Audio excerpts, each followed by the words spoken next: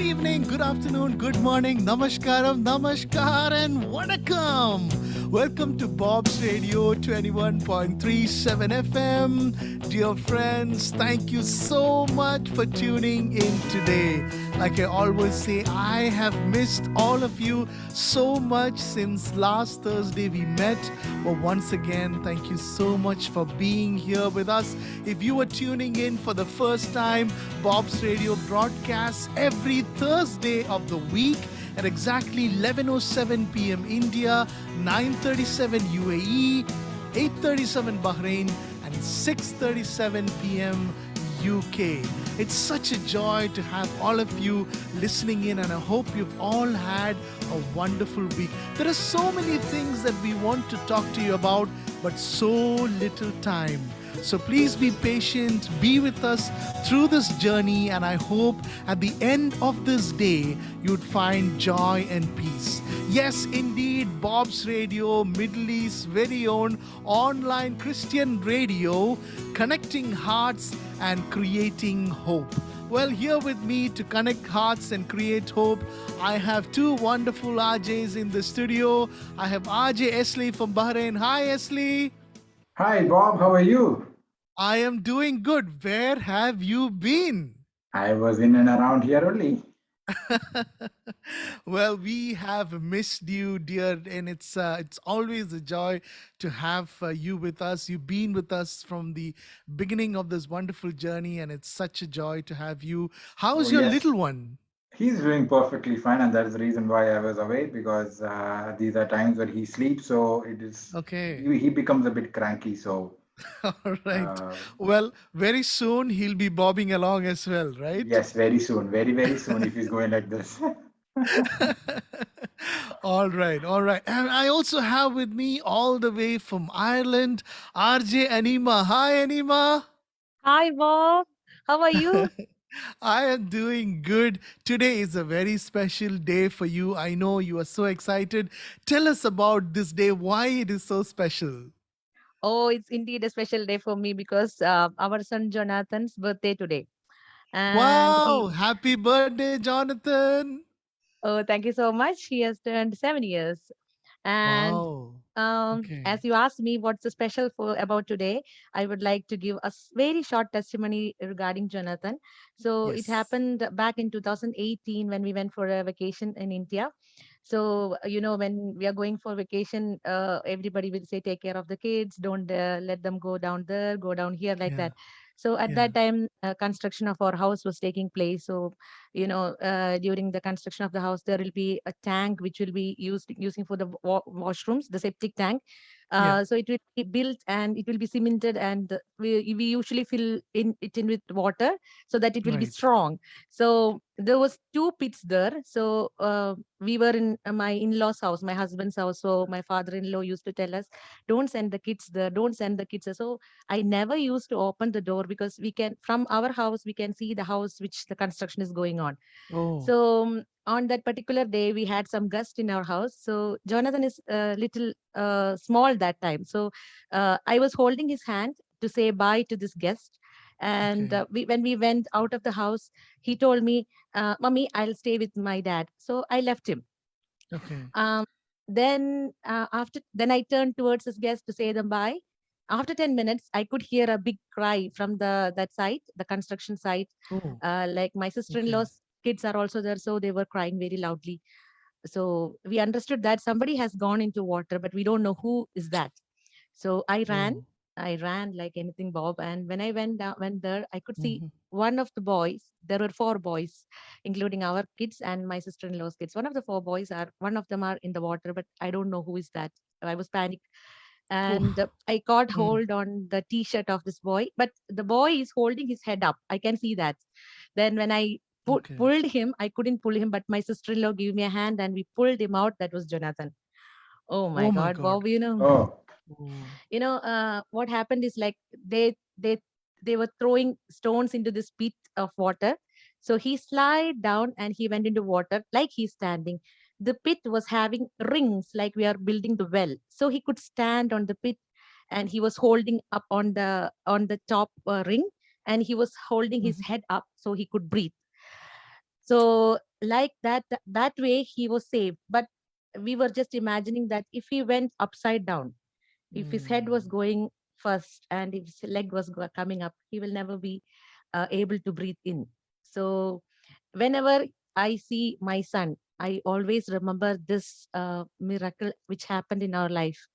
The time Yes. God saved him.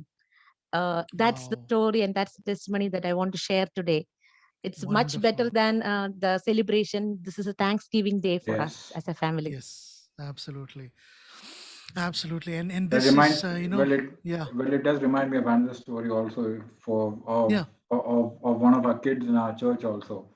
He was in India and he just jumped into the well and then his grandfather had to come running and jump in.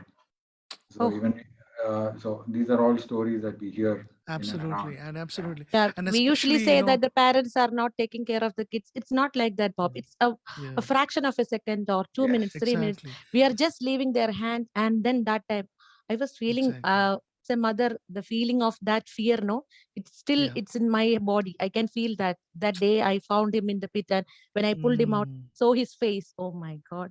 Oh my I couldn't goodness. hold myself. I was crying like anything. Absolutely.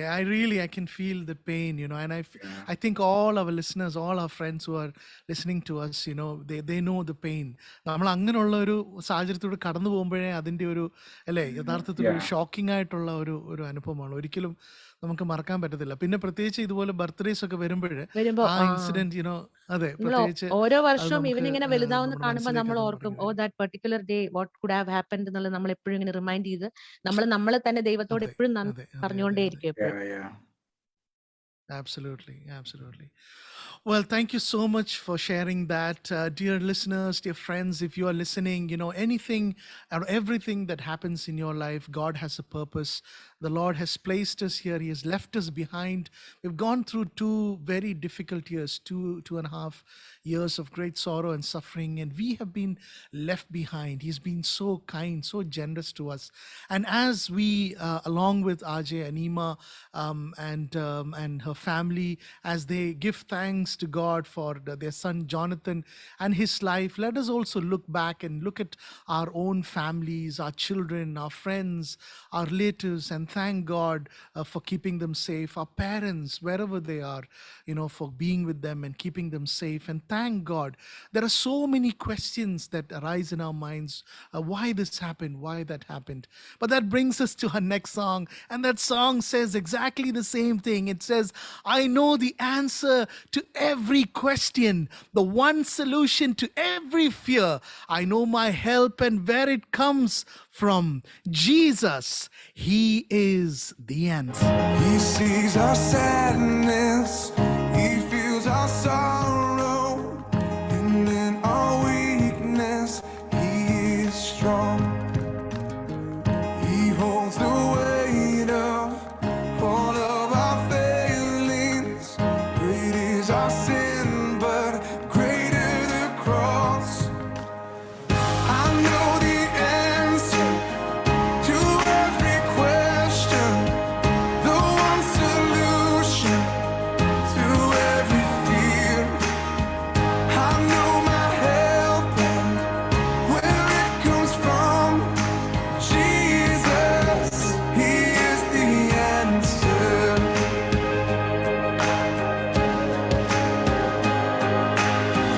For every heart that's breaking, for every soul that's shaking, for every sickness that's healing in your hands. Let every heart awaken to see it's you who saves us. You are my hope and the rock on which I stand. You are the answer to every question. No one solution to every fear. You are my help and where it comes from. Jesus, you are the answer. Yes, indeed. Jesus, you are the answer. I know the answer to every question, the one solution to every fear. I know my help where it comes from. Jesus, He is the answer. What a beautiful song. With that, we have today with us Bobby Thomas on our segment Sneha Sandesham. Let's hear what Bobby Thomas has to tell us today. സ്നേഹ സന്ദേശത്തിലേക്ക് എല്ലാവർക്കും വീണ്ടും സ്വാഗതം. നഗരമധ്യത്തിൽ രണ്ട് നായ്ക്കളുമായി പന്തയ പോരാട്ടത്തിലെത്തുന്ന ഒരു വ്യക്തിയായിരുന്നു Eskimo. ആ നായ്ക്കളിൽ ഒരെണ്ണം കറുത്തതും മറ്റേത് വെളുത്തതുമായിരുന്നു. നാളുകൾ കഴിയും തോറും നായപ്പന്തയത്തിന് എത്തുന്നവരുടെ എണ്ണം കൂടിക്കൂടി വന്നു. ചില ദിവസങ്ങളിൽ കറുത്ത നായയാകും വിജയിക്കുക, മറ്റു ചില ദിവസങ്ങളിൽ വെളുത്ത നായയും. ഏത് നായ വിജയിച്ചാലും എസ്കിമോയ്ക്ക് ധാരാളം പണം കിട്ടും. ജനങ്ങളെ കബളിപ്പിക്കുന്നതിൽ താൻ വിജയിക്കുന്നതിൻ്റെ പിന്നിലെ രഹസ്യം ഇതായിരുന്നു. ഒരു ദിവസം ഏത് നായയാണ് വിജയിക്കേണ്ടതെന്ന് അവൻ തീരുമാനിക്കും. എന്നിട്ട് അതിന് നന്നായി ഭക്ഷണം നൽകും. ആ നായി വിജയിക്കുകയും ചെയ്യും. ഏത് നായി വിജയിക്കും എന്നതിൻ്റെ രഹസ്യം ഏത് ബലപ്പെട്ടിരിക്കുന്നു എന്നതായിരുന്നു.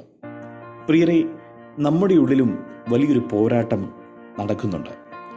പുതുമനുഷ്യൻ്റെ ആത്മീകതയും പഴയ മനുഷ്യനിലെ ജഡവും തമ്മിൽ. ആരാണ് ജയിക്കുന്നത്?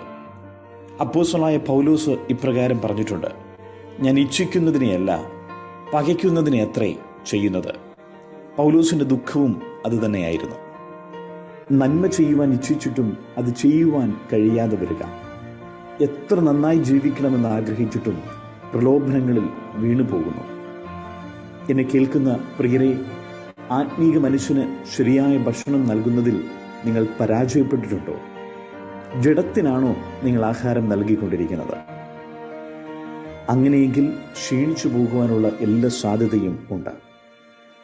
പുതുമനുഷ്യൻ ബലപ്പെട്ടിരിക്കണമെങ്കിൽ ദൈവത്തിനും ദൈവവചനത്തിനും ജീവിതത്തിൽ വില നൽകുക. ദൈവാത്മാവിന് കീഴ്പ്പെട്ട് അനുസരിച്ച് നടക്കുക. ഗലാത്യ ലേഖനം 5-ാം അധ്യായം അതിന് 22-ഉം 23-ഉം വാക്യങ്ങൾ നമുക്ക് പരിചിതമാണല്ലോ. ആത്മാവിൻ്റെ ഫലം നാം പുറപ്പെടുവിക്കേണ്ടിയിരിക്കുന്നു. സ്നേഹവും സന്തോഷവും സമാധാനവും ദീർഘക്ഷമയും ദയയും പരോപകാരവും വിശ്വസ്തതയും സൗമ്യതയും ഇന്ദ്രിയജയവും അത് നമ്മിൽ നിന്നും പുറപ്പെടേണ്ടിയിരിക്കുന്നു. അതിന് ദൈവം നമ്മെ സഹായിക്കട്ടെ. നമ്മുടെ ഉള്ളിലെ മനുഷ്യൻ ബലപ്പെട്ടിരിക്കട്ടെ. ആത്മീക മനുഷ്യൻ ബലപ്പെട്ടിരിക്കട്ടെ. ആത്മീയ മനുഷ്യൻ ബലപ്പെട്ടിരിക്കട്ടെ. What a wonderful segment that was, Anima. True, very big truth. ചെറിയൊരു കഥയിൽ നിന്ന് വലിയൊരു ട്രൂത്തിലേക്കാണ് നമ്മൾ പോയത്, Bob.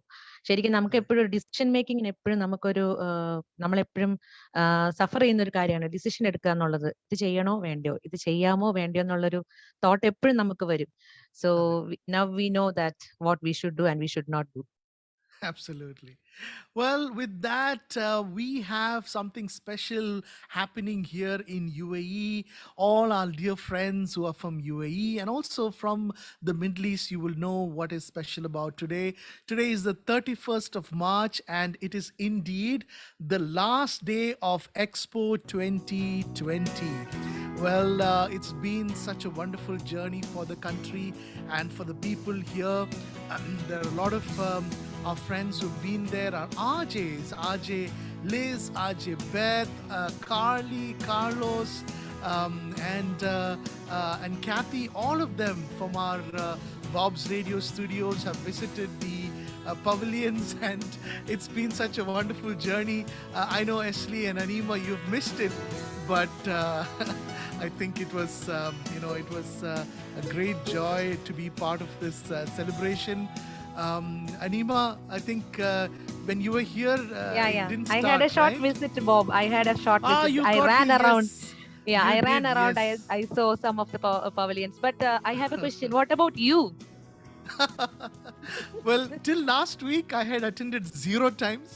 Yeah. But after that, I took my kids to the Dubai run. So there was a Dubai run as part of the. Okay. Yeah, I did not run, obviously. That is obvious. That is very obvious, Bob. That is We very will obvious. not. We will not ask that question, Bob. We know that. Don't want to waste my energy unnecessarily. But it was great, being part of it. But today, Ashley, I think you have also seen some pictures and You've seen some news about the expo. Yes. So we have somebody special with us joining today. In fact, 6 months back when the expo started, we had this person come on air and tell us in detail about the expo and about what Dubai is expecting. He had a very, very crucial contribution to make in the build up to the expo, and also during the expo. He had a lot of input. He's seen the construction and the makeup and the journey of the expo firsthand, and we have with him today with us here on Bob's Radio. Let me bring him on air, and this is none other than Thomas sir. Thomas sir, welcome to Bob's Radio. Hi Bob. Hi Bob. How are you? I'm After a long doing time. good. Yeah. After a long time, indeed. Yes. You did give us an update halfway through, but now we've reached the finale, the final day. The fireworks are still going on in the air, and it's going to continue till, I think, 3 a.m. They've said that the metro is going to run till morning, I think. No? All through Absolutely. the night. Absolutely. Yeah. Absolutely. Yeah. In So, fact, so tell us. Yeah. as Bob പറഞ്ഞ പോലെ നമ്മൾ October 1 ആയിരുന്നു ഇതിനു മുമ്പ് സംസാരിച്ചത് about expo. അന്ന് എനിക്കതിൻ്റെ ഒരു ചെറിയ ഭാഗമാകാൻ പറ്റിയ ഒരു എക്സൈറ്റ്മെന്റ് ഒക്കെ ഞാൻ ബോബിൻ്റെ അടുത്ത് ഷെയർ ചെയ്തു. Now when we are after 6 months, we are on 31st of March. 6 months of continuous show. Okay. ഞാൻ ശരിക്കും എക്സൈറ്റഡ് ആണ്. ഞാൻ ഇങ്ങനെ ഒരു ഷോ നമ്മൾ ദുബായ് ഇതിനു മുമ്പ് കണ്ടിട്ടില്ല. It was an amazing show. They could able to make it. നമ്മളന്ന് പറഞ്ഞതുപോലെ ഇതിനെക്കുറിച്ച് വലിയ പ്രതീക്ഷയുണ്ടെങ്കിലും നമുക്ക് ആൾക്കാർക്കൊക്കെ വലിയ സംശയമായിരുന്നു ഇതെങ്ങനെ കാരണം ആ ഒരു സമയം എന്ന് പറയുന്നത് കോവിഡിന്റെ ആ ഒരു പീക്ക് ടൈമിലാണ് ഇത് തുടങ്ങുന്നത്. ആദ്യത്തെ 3 മാസം കോവിഡിന്റെ ഭയത്തോടെ, കൊറോണ ഭയത്തോടുകൂടെ ജനം കുറച്ചായിട്ടായിരിക്കും ലിറ്റിൽ കൺസേൺ അബൌട്ട് കോവിഡ്. പക്ഷേ last 3 months it was amazing. അതായത് ജനനിബിഡമായ ഒരു ലാസ്റ്റ് 3 months ആണ് നമ്മളിവിടെ കണ്ടത്. ഞാനിപ്പം ഇവരുടെ റിപ്പോർട്ട്സ് കേൾക്കുകയായിരുന്നു. ഏതാണ്ട് 23 million ആൾക്കാരാണ് എക്സ്പോ വിസിറ്റ് ചെയ്തതിന്റെ ലേറ്റസ്റ്റ് കൗണ്ട് വന്നിരിക്കുന്നത്. That is an amazing count, in fact. 23 million exactly. ഈ ഒരു ടൈമിൽ അല്ലേ? That is absolutely a wonderful event they made it. ഞാൻ അന്ന് പറഞ്ഞ പോലെ ഇവരുടെ കമ്മിറ്റ്മെന്റും ഇവരുടെ ഔട്ട്വിഷനും ഒക്കെ നമ്മൾ being a Christian we have to look into that. അവര് എത്ര നന്നായിട്ടാണ് അത് ഓർഗനൈസ് ചെയ്ത കാര്യങ്ങൾ. they made it happen, made it really happen, you know. അത് 192 കൺട്രീസിന്റെ പവിലിയൻ ആണ് ആ ഒരു ഇത്രയും ഏക്കർ സ്ഥലത്ത് അവര് ബിൽഡ് ചെയ്തിരിക്കുന്നത്. ആൻഡ് സോ മെനി തിങ്സ്, എത്ര ഭാഷകൾ, എത്ര cultures, bringing it all together. എന്നിട്ട് 1-2 പേര് ഈവൻ നമ്മുടെ RJ ബോബ്സ് റേഡിയോയിൽ നിന്ന് പോയവരൊക്കെ പറയുന്നുണ്ടായി, അവിടെ ചെന്ന് കഴിഞ്ഞാൽ ഈവൻ വാഷ്റൂംസ് പോലും it is well maintain. I mean very well taken care of. Absolutely. I don't think that such an event any other country can contribute. See, everybody can do something similar to that, but at the end of the day ഇത്രയും ക്രൗഡിനെ ഒരുപോലെ കൊണ്ടുപോകാൻ പറ്റിയ it's really amazing they have done. Anyway, ഒരുപക്ഷെ ഈ നമ്മള് ദുബായിൽ നിൽക്കുന്നവർക്കും ജീവിക്കുന്നവർക്കായിരിക്കും ഇതിനോട് അത്രയൊരു ഇതില്ലാതെ തോന്നുന്നു. പക്ഷെ ഞാൻ പറയാം, അയർലൻഡിൽ നിന്നൊക്കെ ആൾക്കാർ വെക്കേഷൻ എടുത്ത് ലീവ് എടുത്ത് ഇവിടുന്ന് പോയ നഴ്സുമാരുണ്ട് എക്സ്പോ കാണാൻ. അത്രയ്ക്ക് എക്സ്പോവിനെ വാല്യൂ ചെയ്യുന്ന അതിനകത്തോട്ട് നോക്കി കാണുന്ന ഒരുപാട് ആൾക്കാർ വേൾഡ് വൈഡ് ആയിട്ട് ഉണ്ടായിരുന്നു എന്നുള്ളതാണ് സത്യം. തീർച്ചയായിട്ടും ഇവിടെ ഏതായാലും കൊള്ളാം. ഈ കുറച്ച് സമയത്തിനുള്ളിൽ നമുക്കിവിടെ വിവിധ സംസ്കാരങ്ങൾ നമുക്ക് ഒരുമിച്ച് കാണാനും, അല്ലെങ്കിൽ അവരുടെ കൾച്ചറൽ ഡെവലപ്മെന്റ്സും, അല്ലെങ്കിൽ അവരുടെ കൾച്ചറൽ പ്രോഗ്രാംസ്. ബോബിന് അറിയാമല്ലോ, ഇവിടെ every day each and every രാജ്യങ്ങളുമായിട്ട് ബന്ധപ്പെട്ടിട്ട് അവരുടെ കൾച്ചറൽ പ്രോഗ്രാംസ് എല്ലാ ദിവസവും അതും ബിഗസ്റ്റ് ഷോ ആയിട്ട് നടന്നുകൊണ്ടിരുന്നു. ഇറ്റ്സ് ലൈക്ക് അതാണ് ഇതൊരു it was not a normal huge achievement ആണ്. അത് അന്ന് നമ്മൾ പറഞ്ഞിരുന്നല്ലോ സാറേ, ഇത് അവരുടെ ദേ ഹാവ് എൻ എയിം. ഇത് കുറച്ച് ഇതിന്റെ ഒരു എക്സ്പോ എന്ന് പറയുമ്പോൾ ബിസിനസ് അതും ഒരു പരിധി വരെ തീർച്ചയായിട്ടും അവർ ഇപ്പം നമുക്ക് കഴിഞ്ഞ ദിവസം ന്യൂസ് പേപ്പറിൽ അറിയാം, അനേക രാജ്യങ്ങളുടെ ജനപ്രതിനിധികളും അവിടുത്തെ എക്സിക്യൂട്ടീവ് മെമ്പേഴ്സും ഒക്കെ വന്ന് they all came here, they meet together അവരെല്ലാം ആ രീതിയിൽ അവർ അങ്ങോട്ടും ഇങ്ങോട്ടും അവർ ആശയവിനിമയങ്ങൾ നടത്തുവാനും അത് പിന്നീട് ആ രീതിയിൽ അതൊരു ബിസിനസ് ഡെവലപ്മെന്റിലേക്കും കൾച്ചറൽ ഡെവലപ്മെന്റിലേക്കും കൊണ്ടുപോകാനായിട്ട് അവർക്ക് സാധിച്ചു. അറിയാം, കോവിഡിൽ നമ്മളൊരു തളർന്ന ദുബായ് ആയിരുന്നു നമ്മൾ. ഇപ്പം നിങ്ങൾക്കറിയാം മാർക്കറ്റ് വളരെ ഉഷാറായിട്ട് മുമ്പോട്ട് പോയിക്കൊണ്ടിരിക്കുകയാണ്. So they made it happen. Frankly speaking, അതിന്റെ ഒരു പ്രതിഫലനം ഒക്കെ വരും ദിവസങ്ങളിൽ ഈ മാർക്കറ്റ് കാണാൻ കഴിയുമെന്ന് തന്നെയാണ് നമ്മൾ വിശ്വസിക്കുന്നത്. അതുപോലെ മറ്റൊരു നമ്മുടെ ലിസണേഴ്സിന് പലർക്കും ഒരുപക്ഷെ നമ്മൾ കേൾക്കുന്ന നമ്മുടെ ഫ്രണ്ട്സിന് പലർക്കും അറിയാൻ വയ്യാത്ത ഒരു കാര്യമുണ്ട്. ഐ ഡോണ്ട് നോ അനീമ, എസ്ലി, ഇഫ് യു നോ ദിസ്, ഈ എക്സ്പോർട്ടുള്ള ബന്ധത്തിൽ മലയാളിയായിട്ടുള്ള ഒരാൾ, അതായത് നമ്മുടെ തോമസ് സാർ തന്നെ, we can be proud of him because being a Malayali, being an Indian, he had a very significant impact അല്ലെങ്കിൽ significant mark on the expo. അതായത് സാറ് ഡെവലപ്പ് ചെയ്ത അത് സാറിനെ കൊണ്ട് തന്നെ ഞാൻ പറയിപ്പിക്കും ഒരു കാര്യം അവിടെ ഇന്ന് ഏറ്റവും കൂടുതൽ അവർ യൂസ് ചെയ്യുന്നു. ഞാനത് നേരത്തെ സൂചിപ്പിച്ചാണ്, ദൈവം നമുക്ക് അങ്ങനെ ഒരു അവസരം കർത്താവ് നമുക്ക് ഒരുക്കിയെന്ന് മാത്രമേ എനിക്ക് പറയാൻ പറ്റുള്ളൂ. ഈ എക്സ്പോയുടെ പാസ്പോർട്ട് എന്ന് പറയുന്ന ആ ഒരു കൺസെപ്റ്റ് ഞങ്ങൾക്കത് ഡെവലപ്പ് ചെയ്യാനായിട്ട് സാധിച്ചു. അതിന് അത് എക്സ്പോയിൽ അത് വലിയ കുഴപ്പമില്ലാതെ അതിനെ സ്വീകരിക്കുമെന്ന് ഞങ്ങൾക്ക് അറിയാമെന്നെങ്കിലും ഇത്ര വലിയൊരു ഇമ്പാക്റ്റ് ഞങ്ങൾക്ക് മനസ്സിലാക്കിയത് ആദ്യത്തെ നമ്പർ എന്താണ്? ആദ്യം പ്രിന്റ് ചെയ്ത ഞങ്ങൾ മാക്സിമം എക്സ്പെക്ട് ചെയ്ത നമ്പർ എന്ന് പറഞ്ഞാൽ ഒരു മാക്സിമം ഒരു 200,000 to 500,000 ഇതായിരുന്നു ഞങ്ങളുടെ ഒരു and we are on the stage of 4 million passports sold in the market. Yeah, so it's been and even in my career this is one of the എൻ്റെ കരിയറിലെ തന്നെ ഏറ്റവും വലിയൊരു ഇവന്റും അല്ലെങ്കിൽ ഏറ്റവും വലിയൊരു പ്രോജക്റ്റ് ആയിട്ട് അത് മാറാനായിട്ട് സാധിച്ചു. ഇതെല്ലാം കർത്താവിൻ്റെ ഓരോ ദൈവം നമ്മളുടെ കൂടെ എന്ന് നമുക്ക് ഓരോ ദിവസവും നമുക്ക് കാണാനായിട്ട് സാധിക്കുന്നു മാത്രമേ എനിക്ക് അതിനെക്കുറിച്ച് പറയാനുള്ളൂ. ദൈവം എങ്കിലും അത് ഈ പ്രാവശ്യത്തെ നമ്മൾ അവരുടെ സൊവനീഴ്സിൽ, അതായത് എക്സ്പോ സൊവനീഴ്സിലെ ബെസ്റ്റ് സെല്ലറായിട്ട് ഇന്ന് അവരവിടെ പബ്ലിഷ് ചെയ്യുകയും ചെയ്തു ആ കാര്യങ്ങൾ. വരും ദിവസങ്ങളിൽ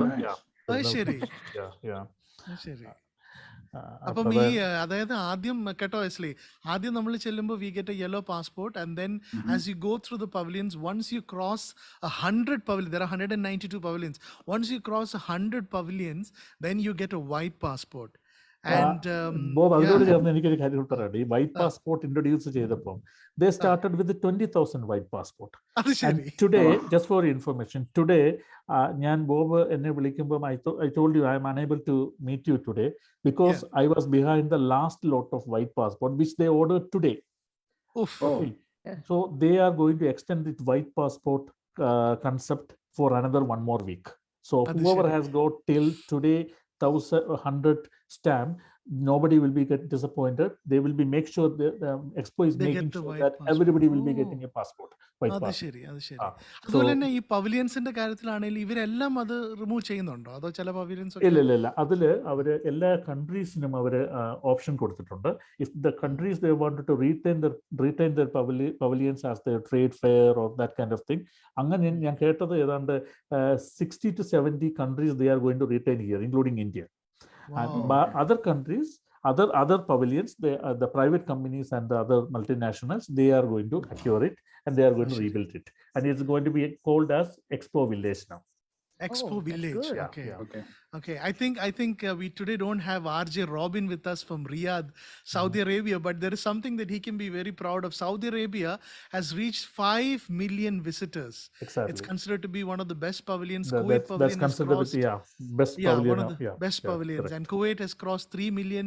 Germany, Brazil, and Russia have crossed 2 million, and India has registered 1 million visits. Exactly. Just to the India pavilion. Not bad. Not bad. I mean, the queues, I think you have to stand in the queue. That is the problem. Oh yeah, that's true. Wherever you go, you have the people were standing in the queue for 4 hours to see some pavilions like KSA, Germany. So like they have started all the food court there so that the people will eat and stand, drink and stand. Exactly. Anyway, it was a really wonderful event. Anyway, ഇതിനോട് ചേർന്ന് ഞാൻ ഒരു കാര്യം മാത്രം പറയട്ടെ. ഞാൻ നോക്കുമ്പോൾ ഈ 192 countries the pavilions together, എനിക്കിത് കണ്ടപ്പോൾ ബോബ് എനിക്ക് തോന്നിയതെന്നറിയാമോ, നമ്മുടെ കർത്താവ് സുഖസ്നായ നമ്മുടെ കർത്താവ് നമ്മളെ ചേർക്കാനായിട്ട് വേഗം വരുന്നു നമ്മൾ പൂർണ്ണമായിട്ട് വിശ്വസിക്കുന്നു. നമ്മൾ രക്ഷിക്കപ്പെട്ട എല്ലാവരും കർത്താവിനോട് ചേരാനുള്ള സമയമായിരിക്കുന്നു. നമുക്ക് വേണ്ടി അവൻ വാസസ്ഥലങ്ങൾ ഒരുക്കിയിരിക്കുക അല്ലേ. ഇവിടെ ഈ ഭാഷയും Yes. അല്ലെങ്കിൽ കളറും ഒന്നും ഇതാകാതെ ഇത്രയും പേര് ഒരുമിച്ചൊരു വില്ലേജിനകത്ത് ഇത്ര ഭംഗിയായിട്ട് ജീവിക്കുന്ന കണ്ടപ്പം അതാണ് എന്നെ ഓർമ്മപ്പെടുത്തിയത്. കർത്താവ് നമുക്ക് വേണ്ടി എത്ര ഭംഗിയുള്ള വാസസ്ഥലങ്ങൾ ഒരുക്കാനായിട്ട് കർത്താവ് പോയിരിക്കുക. അത് whether this black or white or English speaking or Malayalam speaking whatever it is. Absolutely. Yeah, that is what I was thinking about this even. Seriously. Yeah. Wonderful thought, Thomas sir. Thank you so much. We are very proud of you here on Bob's Radio, and thank you so much for coming and sharing with us these wonderful experiences from Expo. Thank you so much. Thank you so much, Bob and RJ Anima, and today after a long time being with Bahrain. Yes, from Bahrain as well. Yeah, and our next song does the same thing exactly. The thought that Thomas sir was telling us. For we have one Father, we have one God. The color does not matter, nor the place you live. With God there are no orphans. No one is alone. In Him we are united. In Christ we are all one. There's a flock full of sheep, and the shepherd goes ahead. But some are still missing, some are still searching. Oh, come to His children, what's patiently waiting, because we all belong together.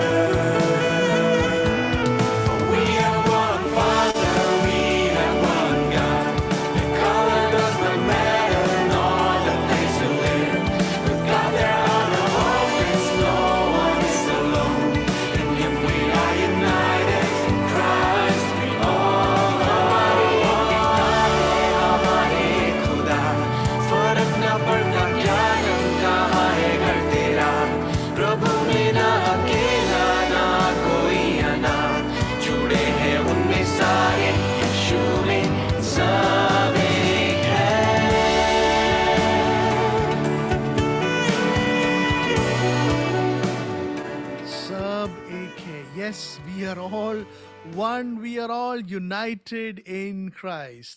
And with that, let's go to our India correspondent we have with us once again to continue our series on the impact of Christianity on India, especially on our little southern state of Kerala. And to continue with that series, we have once again with us from Idiki, Viju Alex. Hi, Viju. Welcome to Bob's Radio. Hi, Bob. Hi, dear RJs and my dear friends. Thank you so much. Good to have you back again. നമ്മൾ വളരെ important ആയിട്ടുള്ള ഒരു വിഷയമാണ് കഴിഞ്ഞ ദിവസങ്ങളിൽ അല്ലെങ്കിൽ കഴിഞ്ഞ ആഴ്ചകളിലൊക്കെ നമ്മൾ സംസാരിച്ചത്. യഹൂദന്മാര് കേരളത്തിലേക്ക് വരികയും അവർക്ക് കേരളത്തിന്റെ കൾച്ചറും ലാംഗ്വേജും ട്രഡീഷൻസിലൊക്കെ ഉണ്ടായ അവർ പോയെങ്കിലും അവര് ഒരു വലിയ ഇമ്പാക്ട് ഉണ്ടാക്കിയിട്ടാണ് പോകുന്നത്. അന്ന് നമ്മൾ സംസാരിച്ചൊരു അവർ കേരളീയരായിട്ട് തന്നെ ജീവിച്ചു. നമ്മുടെ കേരളത്തിലെ കേരളീയരായിട്ട് തന്നെ അതുപോലെ തന്നെ ജീവിച്ചു. അതെ. അതുപോലെ തന്നെ പ്രസക്തമായിട്ടുള്ള മറ്റൊരു കാര്യമാണ്, അങ്ങനെ ഈവൻ പിന്നെ BC ഇവര്, അതായത് 3 ഘട്ടങ്ങളായിട്ടാണ് അല്ലേ കാലത്ത് വന്നു. പിന്നെ AD 52 വന്നു. അതിനു മുമ്പുള്ള കാലത്ത് BC 2-ാം നൂറ്റാണ്ടിൽ വന്നു. പല സമയങ്ങളിൽ ആക്രമണം ഉണ്ടായിരുന്നു. അതെ പല സമയം. തീർച്ചയായിട്ടും അതെ. സോ ബിഫോർ ADക്ക് മുമ്പ് തന്നെ ഇവിടെ യഹൂദന്മാരുണ്ടായിരുന്നു. അപ്പം വാസ്തവത്തിൽ അന്ന് നമ്മളൊരു ചോദ്യം ചോദിച്ചിരുന്നു, did apostle Thomas follow the sea routes and follow those well-known paths that these Jewish people took to come to Kerala, and was he following their footsteps? അപ്പം അതിനുശേഷം നമുക്ക് പല ചോദ്യങ്ങളും പല ലിസണേഴ്സ്, നമ്മുടെ ഫ്രണ്ട്സ് പലരും ചോദിക്കുകയുണ്ടായി, യഥാർത്ഥത്തിൽ തോമസ് കേരളത്തിലേക്ക് വന്നു എന്നുള്ള ഒരു കാര്യം അത് സത്യമാണോ? There are so many angles to it, so many opinions to it. I know you have read and you have researched about it. And now tell us, എന്താണ് ഇതിനെ പറ്റിയുള്ള ഒരു അഭിപ്രായം? Of course, yes. പറഞ്ഞത് കറക്റ്റ് ആണ്. Thomas നമ്മൾ നേരത്തെ പറഞ്ഞ പോലെ രക്ഷ ആദ്യം യഹൂദനും പിന്നെ യവനനും എന്നുള്ള വചന പ്രകാരം, അതുമല്ല പഴയ നിയമ രക്ഷാകര പദ്ധതിയിൽ യഹൂദന് പ്രാധാന്യമുണ്ട്. അപ്പോൾ യഹൂദരായിട്ടുള്ള ആ കൂട്ടത്തെ തേടിക്കൊണ്ടുള്ള ആ വരവ്, അതിന് സാധ്യത എന്ന് പറഞ്ഞാൽ തീർച്ചയായിട്ടും തെളിവുകള് ഈ സീ റൂട്ട് തന്നെയാണ് നൂറ്റാണ്ടുകളായിട്ടുള്ള, അതായത് ബി സിയിൽ ഉണ്ടായിരുന്നു. നമ്മൾ നേരത്തെ കണ്ടു സോളമന്റെ കാലഘട്ടത്തിൽ ഉണ്ടായിരുന്ന ഇവിടുത്തെ കച്ചവടം.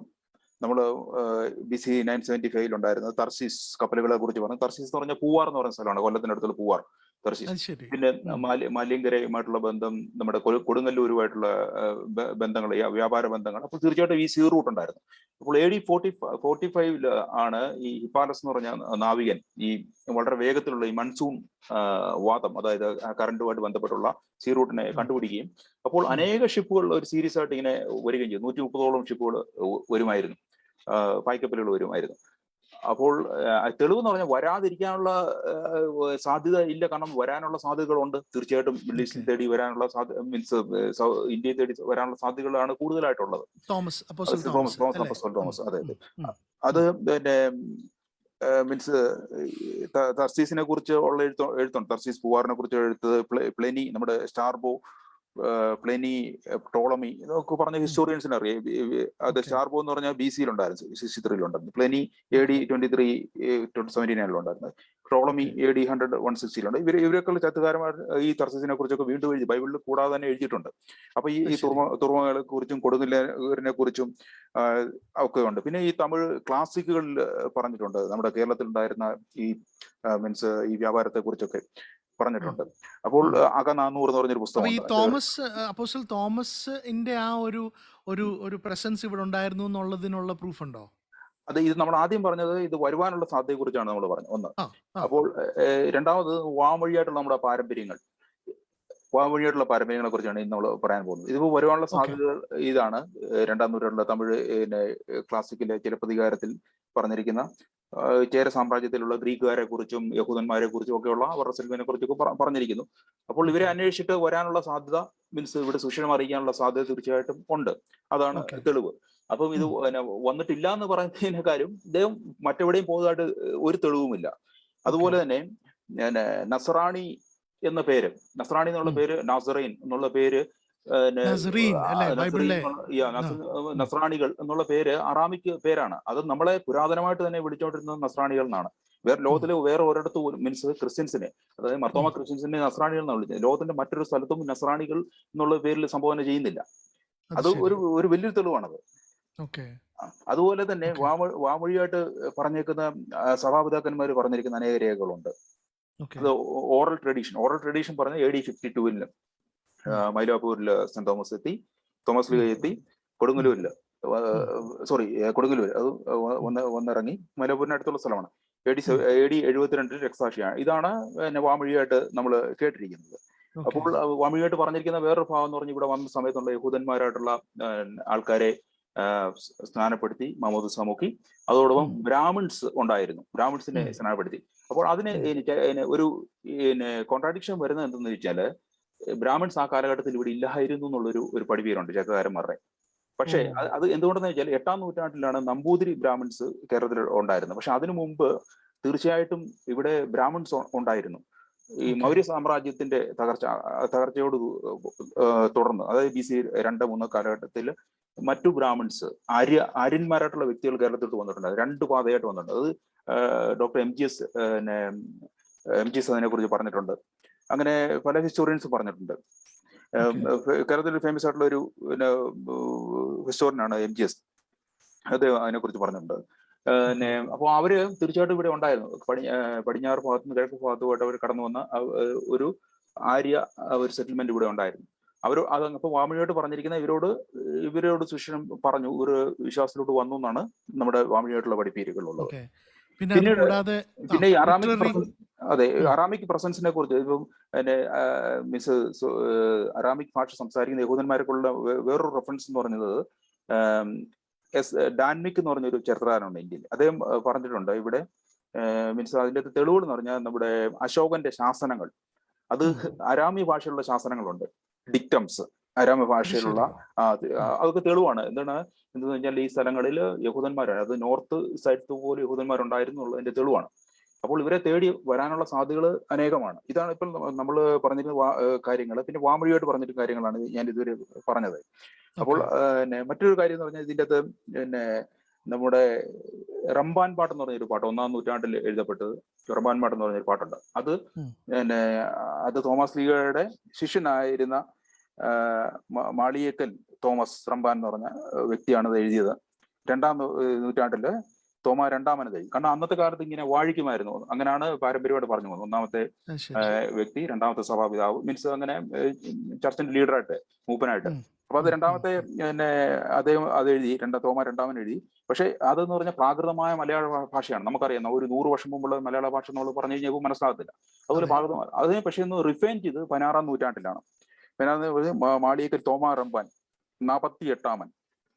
അപ്പൊ ആ റംബാൻ പാട്ട് ഇന്നും കൊണ്ട് നമുക്ക് കേൾക്കാൻ കഴിയും. യൂട്യൂബിൽ അടിച്ചു കഴിഞ്ഞാൽ റംബാൻ പാട്ട് അടിച്ചു നമുക്ക് കേൾക്കാൻ പറ്റും. അപ്പൊ ഈ കഥകളെല്ലാം അതിൻ്റെ അകത്ത് തീർച്ചയായിട്ടും പറയുന്നുണ്ട്.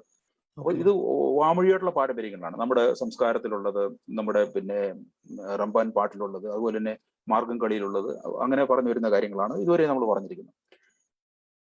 അപ്പോൾ അതുപോലെ തന്നെ നമുക്ക് ചോദിക്കാം, പിന്നീട് എന്താണ് നമ്മുടെ ശക്തമായിട്ടുള്ള എവിഡൻസ് എന്ന് പറഞ്ഞത്. പിന്നെ ഹിസ്റ്റോറിക്കൽ എവിഡൻസ് നമ്മൾ നോക്കുമ്പോഴത്തേക്ക് പിന്നെ അനേക സഭാപിതാക്കന്മാർ അതിനെ കുറിച്ച് പറയുന്നതാണ്. അതിൻ്റെ എഴുതിയിട്ടുള്ള ഭാഗങ്ങൾ, സഭാപിതാക്കന്മാർ എഴുതിയിട്ടുള്ള ഭാഗങ്ങൾ, അത് നമുക്ക് AD 189-190 പന്തേനിയസ് എന്ന് പറഞ്ഞ ഒരു സ്കോളർ ഇവിടെ വന്നിരുന്നു.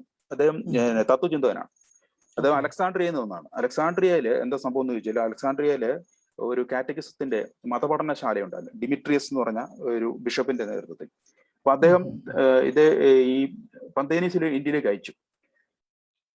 പന്തേനീസിനെ ഇന്ത്യയിലേക്ക് അയച്ചപ്പോഴത്തേക്ക് എന്ത് സംഭവിച്ചു, അദ്ദേഹം ഇവിടെ വന്ന് കാണുമ്പോഴത്തേക്ക് ഇവിടെ ഒരു നസ്രാണികളുടെ കൂട്ടം ഇവിടെ തന്നെയുണ്ട്. ഓൾറെഡി ഒരു ക്രിസ്ത്യൻ കമ്മ്യൂണിറ്റി ഇവിടെ ഉണ്ട്.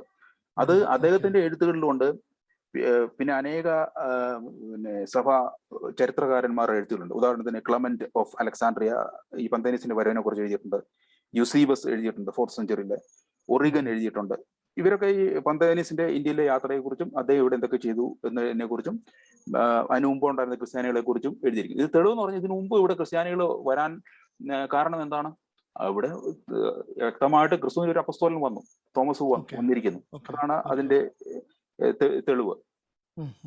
പിന്നെ നമ്മൾ കേട്ടുള്ള അനേക കഥകളുണ്ട്. അതൊക്കെ നമുക്ക് പിന്നെ നമ്മൾ പഠിച്ചിട്ടുള്ള മീൻസ് നമ്മൾ കേട്ടിട്ടുള്ള കഥകൾ, അദ്ദേഹം ചെയ്തിട്ടുള്ള അത്ഭുതങ്ങളെ കുറിച്ച് അനേക ആൾക്കാരെ സ്ഥാനപ്പെടുത്തിയതിനെ കുറിച്ചും, മരിച്ചവരെ ഉറപ്പിച്ചതിനെ കുറിച്ചും, ബ്ലൈൻഡ് ആയിട്ടുള്ള ആൾക്കാർക്ക് കാഴ്ച കൊടുത്തതിനെ കുറിച്ചും, ക്രിപ്പിളായിട്ടുള്ള അവർക്ക് നടക്കാനുള്ള മീൻസ് സൗഖ്യം കൊടുത്തതിനെ കുറിച്ചും അപ്പൊ ഞാൻ ചോദിക്കുന്ന ഇത്രയും തെളിവുകളും യുനോ എഴുത്തുകളും ഒക്കെ ഇതിനുള്ളപ്പോഴ് you know why is there a movement? ഇപ്പൊ ഇന്ത്യയിൽ തന്നെ പലയിടത്തും ഇതിനെതിരായിട്ട്, അല്ലെങ്കിൽ ഇങ്ങനെ ഒരു കാര്യം നടന്നിട്ടില്ല, അല്ലെങ്കിൽ തോമസ് അപ്പോസ്തലൻ വന്നിട്ടില്ല എന്നുള്ളത് അങ്ങനെയൊക്കെ പറയാനുള്ള, അല്ലെങ്കിൽ ആ ഒരു ഡയറക്ഷനിലേക്ക് ഫോക്കസ് ചെയ്യാനുള്ള കാരണം എന്താ?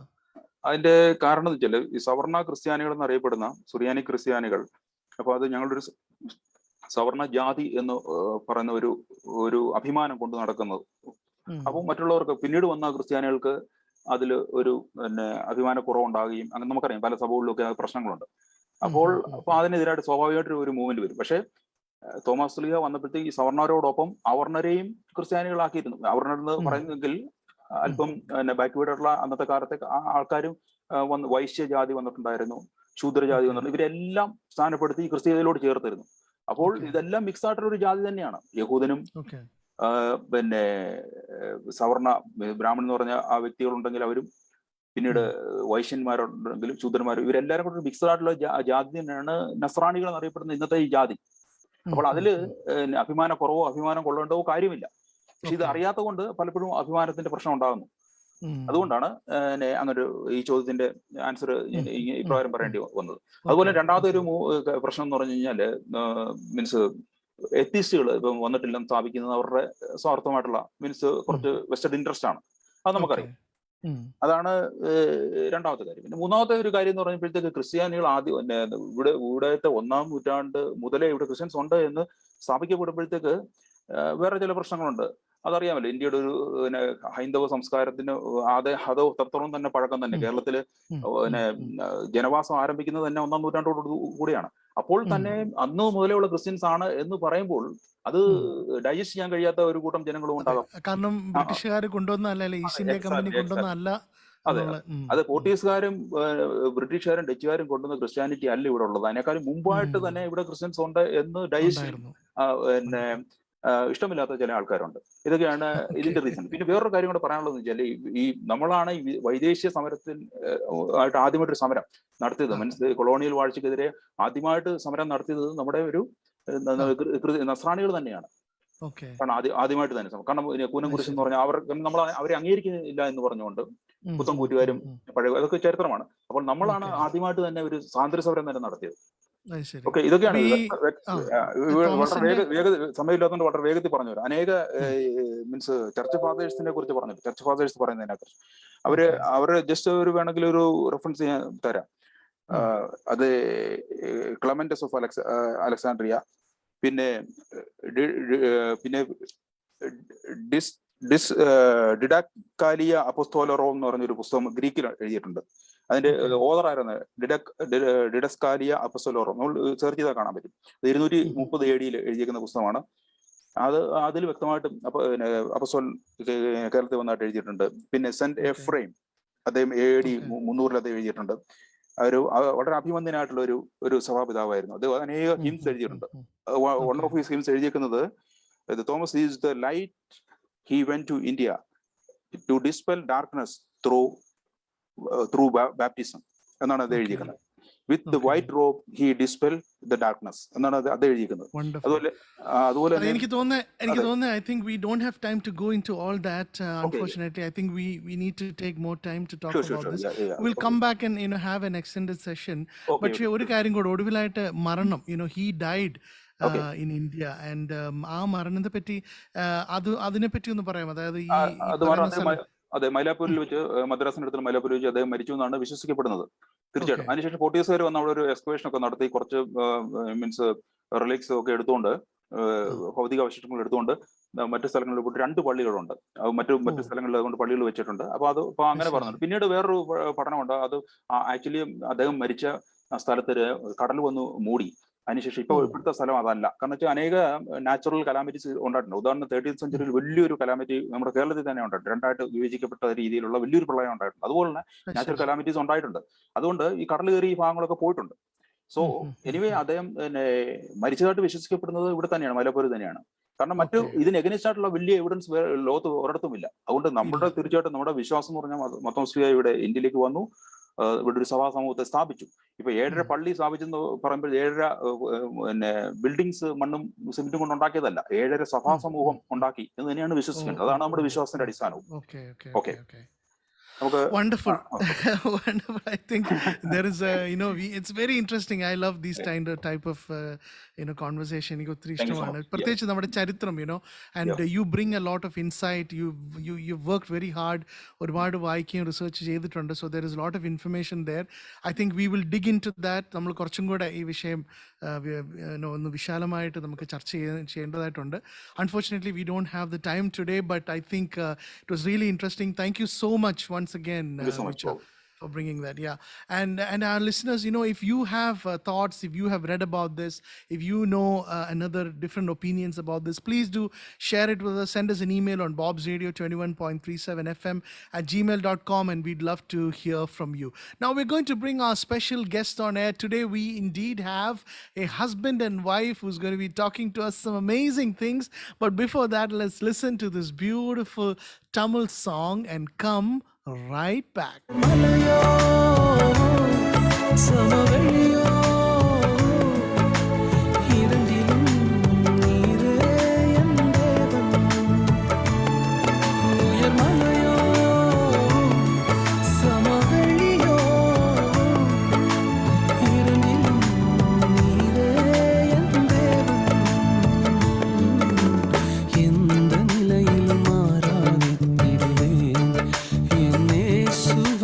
முழு மனதோடு ஆராதித்தேன்.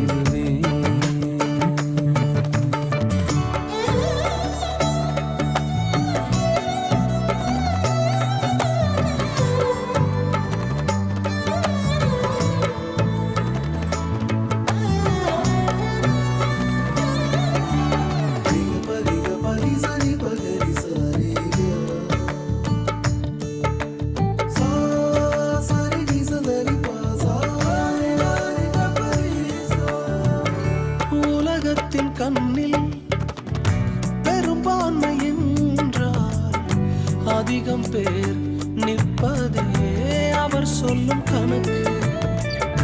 அப்பாவும் கண்ணில் தனி மனிதனாயினும் நீர்த்துணை நிற்பதால் பெரும்பான்மை எனக்கு. அட ஊர் என்ன சொன்னாலும் பாரதி நின்னாலும் பிள்ளையெல்லாம் நான் உமக்கு. அட ஊர் என்ன சொன்னாலும் பாரதி நின்னாலும் பிள்ளையெல்லாம் நான் உமக்கு. நிகரில்லாத தகப்பனுக்கு உயர் மலையோ சமவெளியோ இரண்டிலும். Beautiful, melodious song. It's always a joy. I love that song. It's one of my favorites. Well, with that, let's bring in our special guest for today, and I want to introduce them to you. Today, we have with us Dr. Jobin Jacob and Dr. Kesia George.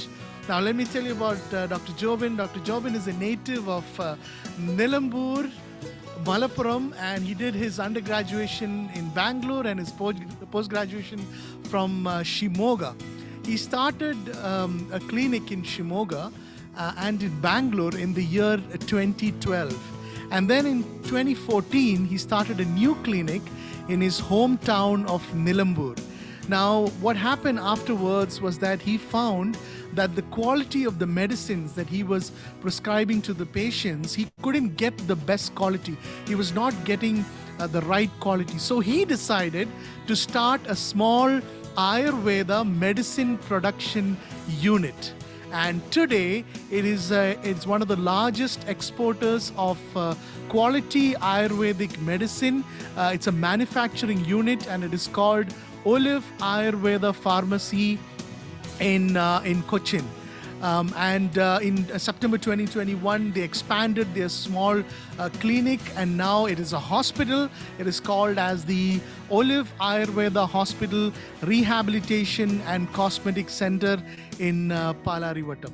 Now, his wife, Dr. Kesia, she is a native from Kottarakara. She did a graduation from Trivandrum, and she did her fellowship in medical cosmetology from New Delhi. And she is practicing since 2017, and she's also working at the Olive Ayurveda firm. Well, it's time to bring both of them on air. Anima, are you ready? Yeah, I'm very excited to talk to them. All right. Well, Dr. Jobin and Dr. Kesia, welcome to Bob's Radio 21.37 FM. Hi, Bob. Hi. Indi tension ഒന്നും ഇല്ലല്ലേ? എന്ത് tension? ടെൻഷനൊന്നുമില്ല, സന്തോഷല്ലേ? നിലമ്പൂരുകാർക്ക് എന്ത് tension അല്ലേ? അതെ. എന്തായാലും Dr. Jobin and Dr. Kesia, thank you so much for being with us here today. We love it when we have families, especially husband and wife, when they come on air and share their stories. So especially, we enjoy that a lot. അപ്പോൾ നമുക്ക് നമ്മുടെ ചെറുപ്പ കാലങ്ങൾ തൊട്ട് നമുക്ക് തുടങ്ങാം. So that's what I always start with. And I know you have some interesting stories, Dr. Jobin. So ചെറുപ്പകാലത്തിലെ ഓർമ്മകൾ, മറക്കാനാകാത്ത അനുഭവങ്ങൾ, അതുപോലെ തന്നെ എന്തുകൊണ്ടാണ് ഈ ആയുർവേദം ആ ഒരു പ്രൊഫഷൻ തിരഞ്ഞെടുക്കാൻ കാര്യം, അത് പഠിക്കാനായിട്ട് എന്തുകൊണ്ടാണ് അങ്ങനെ ഒരു ഡിസിഷൻ എടുത്തത്? അത് നല്ലൊരു ചോദ്യമാണ്. കാരണം ഇന്നത്തെ കാലത്ത് ആരും തിരഞ്ഞെടുക്കാത്തൊരു ഫീൽഡാണ് ആയുർവേദം എന്ന് പറയുന്നത്. സാധാരണ എല്ലാരെയും പോലെ +2 സയൻസ് ഗ്രൂപ്പ് എടുത്ത എല്ലാവരുടെയും മനസ്സിൽ ഉദിക്കുന്ന ഒരു സ്വപ്നമാണല്ലോ എഞ്ചിനീയറോ ഡോക്ടറോ ആകണമെന്നുള്ളത്. അതിനുവേണ്ടി ഞാനും ശ്രമിച്ചു. എനിക്ക് ആയുർവേദം കിട്ടി, ആയുർവേദത്തിന് പോയി, അങ്ങനെ ആയുർവേദം പഠിച്ചു. ഈ ആയുർവേദം പഠിച്ചപ്പോഴാണ് സത്യത്തിൽ മനസ്സിലായത് എന്റെ ജീവിതത്തിലെ ഏറ്റവും ഇരുണ്ട കാലഘട്ടമായിരുന്നു അതെന്ന് എനിക്ക് മനസ്സിലാക്കുക. ഇരുണ്ട കാലഘട്ടം എന്ന് പറയാൻ കാര്യം, സാധാരണ എല്ലാവരും ഡിഗ്രി പഠിക്കുന്ന കാലഘട്ടം എന്നൊക്കെ പറയുന്നത് അവരുടെ എല്ലാവരുടെയും ഒരു മറക്കാനാവാത്ത ഒരു ലൈഫ് കാലഘട്ടമാണ്. ഒരു ആയുർവേദം പഠിക്കുന്ന ഒരു കുട്ടിയെ സംബന്ധിച്ചിടത്തോളം അവർക്കത്, എനിക്ക് അങ്ങനെയാണ് ഫീൽ ചെയ്തത്. എനിക്ക് തോന്നുന്നു ആയുർവേദം പഠിക്കുന്ന ഓരോ കുട്ടികൾക്കും അത് അവരുടെ ഇരുണ്ട കാലഘട്ടമായിട്ട് തോന്നും. കാരണം മറ്റൊന്നുമല്ല, ഈ ആയുർവേദ സയൻസ് എന്ന് പറയുന്നത് അതൊരു ലൈഫ് സയൻസ് ആണ്. അതിന്റെ പ്രത്യേകത എന്ന് പറയുന്നത് ഒരു അപ്ഡേഷനും കാലഘട്ടത്തിനനുസരിച്ച് ഒരു ചേഞ്ചും നടക്കാത്ത ഒരു അതിപുരാതനമായ ഒരു സയൻസ് ആണ്. ഏകദേശം 1000-2000 വർഷങ്ങൾക്ക് മുമ്പ് എഴുതി വെച്ചിരിക്കുന്ന ആ സയൻസ് ഇന്ന് 21ാം നൂറ്റാണ്ടിൽ നമ്മൾ അതേപോലെ പഠിക്കുന്ന ഒരു സയൻസ് ആണ് ആയുർവേദം എന്ന് പറയുന്നത്. പക്ഷെ അത് പഠിക്കുന്ന കാലഘട്ടത്തിൽ നമുക്ക് തോന്നും നമ്മളും ആ പഴയ കാലഘട്ടത്തിലേക്ക് പോയോ എന്ന് തോന്നിപ്പോകും. കാരണം നമ്മളെല്ലാവരും പഠിക്കാൻ പോകുന്നത് അഡ്വാൻസ്ഡ് ആയിട്ടുള്ള ടെക്നോളജി, ഏറ്റവും ലേറ്റസ്റ്റ് ആയിട്ടുള്ള വേർഷൻസിനെ പറ്റിയാണ് നമ്മൾ ചിന്തിക്കുന്നത്. എന്നാൽ നമ്മൾ പഠിക്കുന്നത് അതിപുരാതനമായിട്ടുള്ള കാര്യങ്ങളെ കുറിച്ചാണ്. അപ്പം അത് നമുക്കൊന്നും ഒരിക്കലും ചിന്തിക്കാൻ പോലും പറ്റത്തില്ല. കാരണം എന്ന് വെച്ച് കഴിഞ്ഞാൽ ഒരു എക്സാമ്പിൾ ഞാൻ പറയാം. ആയുർവേദത്തിൽ പറയുന്നത് ഹ്യൂമൻ ബോഡി എന്ന് പറയുന്നത് 5 എലമെന്റ്സ് കൊണ്ടാണ്, പഞ്ചഭൂതങ്ങള് ഒക്കെ അറിയുമെന്ന് വിചാരിക്കുന്നു. മണ്ണ്, വായു, ജലം ഇതൊക്കെ വെച്ചിട്ടുള്ള ഒരു കോമ്പിനേഷൻ ആണ് നമ്മുടെ ബോഡി എന്ന് പറയുന്നത്. ദോഷങ്ങള്, ധാതുക്കള് ഇതൊക്കെ ചേർന്നിട്ടുള്ള ഒരു കോമ്പിനേഷൻ ആണെന്നാണ് പറയുന്നത്. ഇതൊന്നും ഇന്നത്തെ തലമുറയിലുള്ള ന്യൂജനായിട്ടുള്ള നമുക്കൊന്നും അത് ഉൾക്കൊള്ളുവാനായിട്ട് സാധിക്കുന്ന ഒരു സംഗതി. അതേപോലെ തന്നെ പഠിക്കുന്ന കാര്യമാണ് കല്ലും അതേപോലെ പല്ല്, മുള്ള് ഇങ്ങനെയുള്ള ടൂൾസ് ഒക്കെ വെച്ചിട്ടാണ് ഇത് മെഡിസിൻ എക്യുപ്മെന്റ്സ് ആയിട്ട് ഉപയോഗിച്ചുകൊണ്ടിരുന്നത്. ഇതൊക്കെയാണ് നമ്മൾ പഠിക്കുന്നത്. Surgical tools. അപ്പൊ ഓപ്പറേഷൻ ചെയ്യുന്നത് ഈ പല്ലും മുള്ളും വെച്ചിട്ടോ? അതെ. ഇങ്ങനത്തെ കാര്യങ്ങളൊക്കെ വെച്ചാണ് ആൻഷ്യൻ കാലഘട്ടത്തിൽ ചെയ്തിരുന്നത്. പക്ഷെ ഇന്നത്തെ ഒരു ജനറേഷൻ അത് പഠിപ്പിക്കുക എന്ന് പറയുന്നത് അത് പഠിക്കുന്ന കുട്ടിയെ സംബന്ധിച്ചിടത്തോളം അത് ഭയങ്കര ഒരു ഹൊറിബിൾ ആയിട്ടുള്ള ഒരു സിറ്റുവേഷൻ ആണ്. അത് ഞാൻ പഠിക്കാൻ പോയി അത് ഫേസ് ചെയ്തുകൊണ്ടാണ് എനിക്ക് മനസ്സിലായത്. അതുകൊണ്ട് എനിക്കത് മറക്കാനാവില്ല. പക്ഷെ എന്താണെങ്കിലും പഠനം കഴിഞ്ഞ് ഇങ്ങനെയൊക്കെയാണ് എൻ്റെ മനസ്സിലുണ്ടായിരുന്നെങ്കിലും പഠനം കഴിഞ്ഞ് പ്രാക്ടിക്കൽ ലൈഫിലേക്ക് നീങ്ങിയപ്പോഴാണ് വാസ്തവത്തിൽ ഇതിന്റെ റിയാലിറ്റിയിലേക്ക് കടന്നു വന്നത്. കാരണം എന്താന്ന് വെച്ച് കഴിഞ്ഞാല് പ്രാക്ടിക്കൽ സൈഡിലേക്ക് കടന്നു വന്നപ്പോഴാണ് മനസ്സിലായത് നമുക്ക് മോഡേൺ സയൻസ് അല്ലെങ്കിൽ നമ്മുടെ സയൻസ് എത്ര അഡ്വാൻസ്ഡ് ആയാലും നമുക്ക് നമ്മുടെ ബോഡിയെ ബാലൻസ് ചെയ്യാനായിട്ട് നമുക്ക് ഒരു കെമിക്കൽസിനെ കൊണ്ട് സാധിക്കില്ല എന്നുള്ളതാണ്. കാരണം നമ്മുടെ ഈ പഴയ തിയറി കൊണ്ട് അല്ലെങ്കിൽ പഴയ സയൻസ് കൊണ്ട് മാത്രമാണ് നമുക്ക് നമ്മുടെ ബോഡിയെ ബാലൻസ് ചെയ്യാനായിട്ട് സാധിക്കുകയുള്ളൂ. അപ്പം ഈ തിയറി ഓൾഡ് ഈസ് ഗോൾഡ് എന്നൊക്കെ പറയുന്നത് ശരിക്കും പ്രാക്ടിക്കൽ ലൈഫിലേക്ക് ചിന്തിക്കുമ്പോൾ നമുക്ക് മനസ്സിലാക്കുന്നത് ഇവിടെയാണ്. കാരണം എന്താ വെച്ചാൽ ആയുർവേദത്തിന് മാത്രമാണ് നമ്മുടെ ബോഡിയെ ഹെൽത്തി ആയിട്ട് മെയിൻറ്റെയിൻ ചെയ്യാനായിട്ട് സാധിക്കുകയുള്ളൂ. അതിന് പറ്റുന്ന ഏറ്റവും സിമ്പിൾ ആയിട്ട് ഞാൻ പലപ്പോഴും ചിന്തിച്ചിട്ടുണ്ട്. എൻ്റെ പ്രാക്ടീസ് ലൈഫിൽ ഓരോ രോഗികൾ വരുന്ന അവരുടെ ഫയൽ സ്റ്റഡി ചെയ്യണമെങ്കിൽ പോലും 1 മണിക്കൂറോളം സമയമെടുക്കും. അത്രയ്ക്ക് കോംപ്ലിക്കേറ്റഡ് ആയിട്ടുള്ള പേഷ്യൻസ് ആണ് വരുന്നത്. പക്ഷെ അവരെല്ലാം ഈ തിയറി വെച്ചിട്ട് സിമ്പിൾ ആയിട്ട് ആയുർവേദത്തിൽ ഹാൻഡിൽ ചെയ്യാനായിട്ട് സാധിക്കും. അതെന്ന് പറയുന്നത് ആയുർവേദത്തിന്റെ മാത്രം വിശേഷതയാണ്. അത് ഈ പ്രാക്ടിക്കൽ ലൈഫിലേക്ക് വന്നപ്പോഴാണ് ശരിക്കും ആയുർവേദത്തിന്റെ ആ ഒരു ശരിക്കും പറഞ്ഞ ബ്യൂട്ടി എന്ന് വേണം പറയാനായിട്ട്. ശരിക്കും ഫീൽ ചെയ്യുന്നത് നമ്മൾ ഈ പ്രാക്ടിക്കൽ സൈഡിലേക്ക് വന്നപ്പോഴാണ്. അങ്ങനെയാണ് ഇന്ന് വെസ്റ്റേൺ വേൾഡില് ഈ ആയുർവേദം is considered as A great science. അതിന് വളരെ റെസ്പെക്ട് ചെയ്യുന്ന അനേകം ഡോക്ടേഴ്സും മെഡിക്കൽ പ്രൊഫഷണൽസും ഉണ്ട്. ബോബ്, ഞാൻ നോക്കിയപ്പോ UK-ലൊക്കെ ഇത് പഠിപ്പിക്കുന്നവരുണ്ടെന്ന് തോന്നുന്നു. ശരിക്കും നമ്മുടെ നാട്ടിൽ കൊടുക്കാത്തൊരു വാല്യൂ പുറത്തേക്ക് ഏറ്റവും ആയുർവേദത്തെ പ്രൊമോട്ട് ചെയ്യുന്ന ജർമ്മനിയാണ്. ഈ വിദേശികളൊക്കെ നമ്മുടെ നാട്ടിലേക്ക് വരുന്നതിന് ആയുർവേദിക് ട്രീറ്റ്മെന്റ് എടുക്കുക എന്നുള്ളൊരു ഉള്ളിൽ ലക്ഷ്യം വെച്ചുകൊണ്ട് നാട്ടിലേക്ക് വരുന്ന പേരുണ്ട്. തീർച്ചയായിട്ടും അതേ ഒരു ആ ഒരു ഇത് ഉൾക്കൊണ്ടുകൊണ്ട് തന്നെ ഇന്ന് വളരെ ഇൻട്രസ്റ്റിംഗ് ആയിട്ടുള്ള ഒരു ടോപ്പിക്കാണ് നമ്മൾ തിരഞ്ഞെടുത്തിരിക്കുന്നത് അല്ലെങ്കിൽ ഡിസ്കസ് ചെയ്യാനായിട്ട് ആഗ്രഹിക്കാൻ പോകുന്നത്. Anima, you will find it you are a nurse, you come from medical profession. ഈ കാര്യങ്ങളൊക്കെ വളരെ നന്നായിട്ട് മനസ്സിലാവുന്ന ഒരാളാണ്. So we are going to talk about a topic that is so relevant for today. അപ്പം ഞാൻ ആ ടോപ്പിക്കിൻ്റെ കാര്യം ഡിസ്ക്രൈബ് ചെയ്യുന്നില്ല, ഞാൻ ഡോക്ടർ ജോബിനോട് തന്നെ ചോദിക്കുകയാണ്. So what is our topic? അതുപോലെ തന്നെ എന്തുകൊണ്ടാണ് ഇത് വളരെ പ്രസക്തമായിട്ടുള്ള ഒരു വിഷയം ആയിട്ട് മാറിയിരിക്കുന്നത്? അതായത് ഇന്ന് നമുക്ക് ഡിസ്കസ് ചെയ്യാനായിട്ട് ഞാൻ ആഗ്രഹിക്കുന്നത് നമ്മുടെ ശരീരം ആരോഗ്യമുള്ളതാണോ എന്ന് നമുക്ക് എങ്ങനെ അറിയാം. അത് വളരെ സിമ്പിൾ ആയിട്ട് നമുക്ക് എങ്ങനെ ചിന്തിക്കാം. കാരണം ഇന്ന് ഈ ഒരു ടോപ്പിക്കിന്റെ ആവശ്യകത എന്താന്ന് ചോദിച്ചു കഴിഞ്ഞാൽ വേൾഡിലെ ഏത് സ്ഥലത്ത് ചെന്നാലും നമ്മുടെ ഹെൽത്ത് അവയർനെസ് അല്ലെങ്കിൽ ബോഡി ചെക്കപ്പ്, ഹെൽത്ത് ചെക്കപ്പ് അല്ലെങ്കിൽ മാസ്റ്റർ ചെക്കപ്പ്, എക്സിക്യൂട്ടീവ് ചെക്കപ്പ് എന്ന് പറഞ്ഞ് ഇഷ്ടംപോലെ നമുക്ക് ചെക്കപ്പുകൾ എല്ലാവരും ചെയ്യുന്നതാണ്. നമ്മളെല്ലാവരും ഇയർലി, ക്വാർട്ടർലി എല്ലാം ഹെൽത്ത് ചെക്കപ്പ് ചെയ്യാറുണ്ട്. ഇതെല്ലാം ചെയ്യുമ്പോൾ നമ്മളെല്ലാം ഇത് ചെയ്യുന്നതിന്റെ ഉദ്ദേശം എന്ന് പറയുന്നത് നമ്മുടെ ശരീരത്തിൽ എന്തെങ്കിലും പ്രീ എക്സിസ്റ്റിംഗ് ആയിട്ടുള്ള അല്ലെങ്കിൽ ഏർലി ഡയഗ്നോസ് ചെയ്യാൻ വേണ്ടിയിട്ട് എന്തെങ്കിലും പ്രശ്നങ്ങൾ ഉണ്ടോ എന്ന് ഫൈൻഡ് ഔട്ട് ചെയ്യാൻ വേണ്ടിയിട്ടാണ് നമ്മൾ ഈ ചെക്കപ്പ് ചെയ്യുന്നത്. എന്നാൽ നമ്മൾ ഈ ചെക്കപ്പ് എല്ലാം ചെയ്യുമ്പോൾ കറക്റ്റ് ആയിട്ട് പ്രോപ്പർ ആയിട്ട് നമ്മൾ ചെയ്യുന്നുണ്ടോ എന്ന് ചോദിച്ചു കഴിഞ്ഞു കഴിഞ്ഞാല് വാസ്തവത്തിൽ ആരും അത് ചെയ്യുന്നില്ല എന്നുള്ളതാണ് സത്യം. കാരണം ഇതെല്ലാം നമ്മൾ ചെയ്യുകയും ചെയ്യും, നമുക്കെല്ലാം പെട്ടെന്ന് ബ്ലോക്ക് വരുന്നുണ്ട്, ട്യൂമർ വരുന്നുണ്ട്, ക്യാൻസറസ് വരുന്നുണ്ട്, ഇതെല്ലാം ഡയഗ്നോസ് ആകുന്നുമുണ്ട്.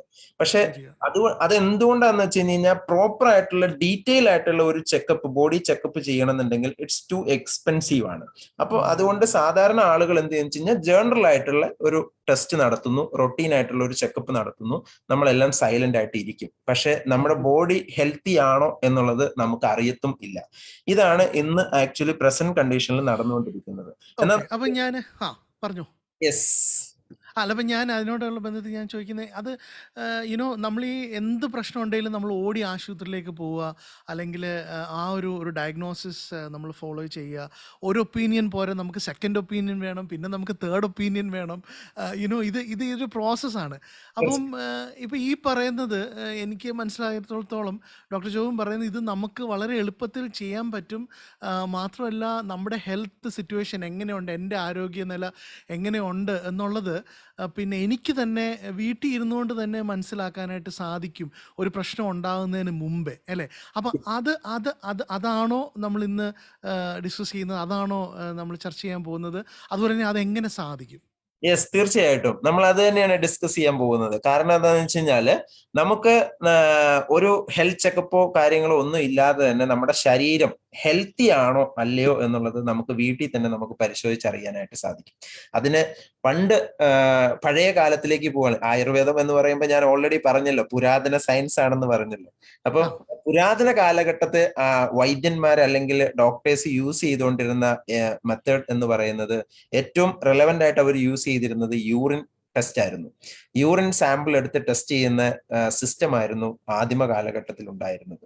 അത് തന്നെയാണ് നമുക്കും ഇന്ന് പറയാനുള്ളത്. യൂറിൻ വെച്ച് നമുക്ക് നമ്മുടെ ശരീരം ഹെൽത്തി ആണോ അല്ലയോ എന്ന് നമുക്ക് സിമ്പിൾ ആയിട്ട് ഫൈൻഡ് ഔട്ട് ചെയ്യാൻ പറ്റും. അത് നമുക്ക് അതാണ് ഏറ്റവും ഈസി ആയിട്ടുള്ള മെത്തേഡ് എന്ന് പറയുന്നത്. അത് നമുക്ക് എങ്ങനെ ചെയ്യാൻ പറ്റും എന്ന് ചോദിച്ചു കഴിഞ്ഞാൽ നമുക്ക് വീട്ടിൽ തന്നെ ചെയ്യാവുന്നതേ ഉള്ളൂ. നമുക്ക് എല്ലാവർക്കും അറിയാവുന്നതാണ് pH സൊല്യൂഷൻ അല്ലെങ്കിൽ കളർ ഡിറ്റക്ടർ ആയിട്ടുള്ള ഒരു സൊല്യൂഷൻ നമുക്ക് എല്ലാവർക്കും അറിയാവുന്നതാണ്. +2ലും ഡിഗ്രിയിലൊക്കെ പഠിക്കുമ്പോൾ എല്ലാവരും പഠിച്ചിട്ടുണ്ടാവും pH സൊല്യൂഷൻ എന്ന് പറയുന്നത്. ഇത് വെച്ച് നമുക്ക് വീട്ടിൽ തന്നെ സിമ്പിൾ ആയിട്ട് ചെക്ക് ചെയ്യാവുന്ന ഒരു ടെസ്റ്റ് ഉണ്ട്. നമ്മുടെ യൂറിൻ സാമ്പിൾ എടുക്കുന്നു, യൂറിൻ സാമ്പിൾ എടുത്ത് 2-3 ഡ്രോപ്പ് pH സൊല്യൂഷൻ അതിലേക്ക് ആഡ് ചെയ്യുമ്പോൾ അതിന്റെ കളർ നോക്കി നമുക്ക് നമ്മുടെ ശരീരത്തിന്റെ ആരോഗ്യനില എന്താണ് എന്നുള്ളത് നമുക്ക് ഫൈൻഡ് ഔട്ട് ചെയ്യാനായിട്ട് സാധിക്കും. ഇത് വളരെ സിമ്പിൾ ആണ്, പക്ഷെ നമുക്ക് അറിയാൻ പറ്റും നമ്മുടെ പ്രോബ്ലം, നമ്മുടെ ശരീരത്തിന്റെ സ്റ്റാറ്റസ് എവിടെയാണ് നിൽക്കുന്നത് എന്നുള്ളത് നമുക്ക് അറിയാനായിട്ട് സാധിക്കും. ഒരു എക്സാമ്പിൾ ഞാൻ പറയാം. നമ്മുടെ ശരീരം ഒരു ഹെൽത്തി ബോഡി ആണെങ്കിൽ നമുക്ക് അതിന്റെ യൂറിനിൽ ഈ pH സൊല്യൂഷൻ ഡ്രോപ്പ് ആഡ് ചെയ്യുമ്പോൾ അതിന്റെ കളർ ലൈറ്റ് ഗ്രീൻ കളറിൽ നിൽക്കണം.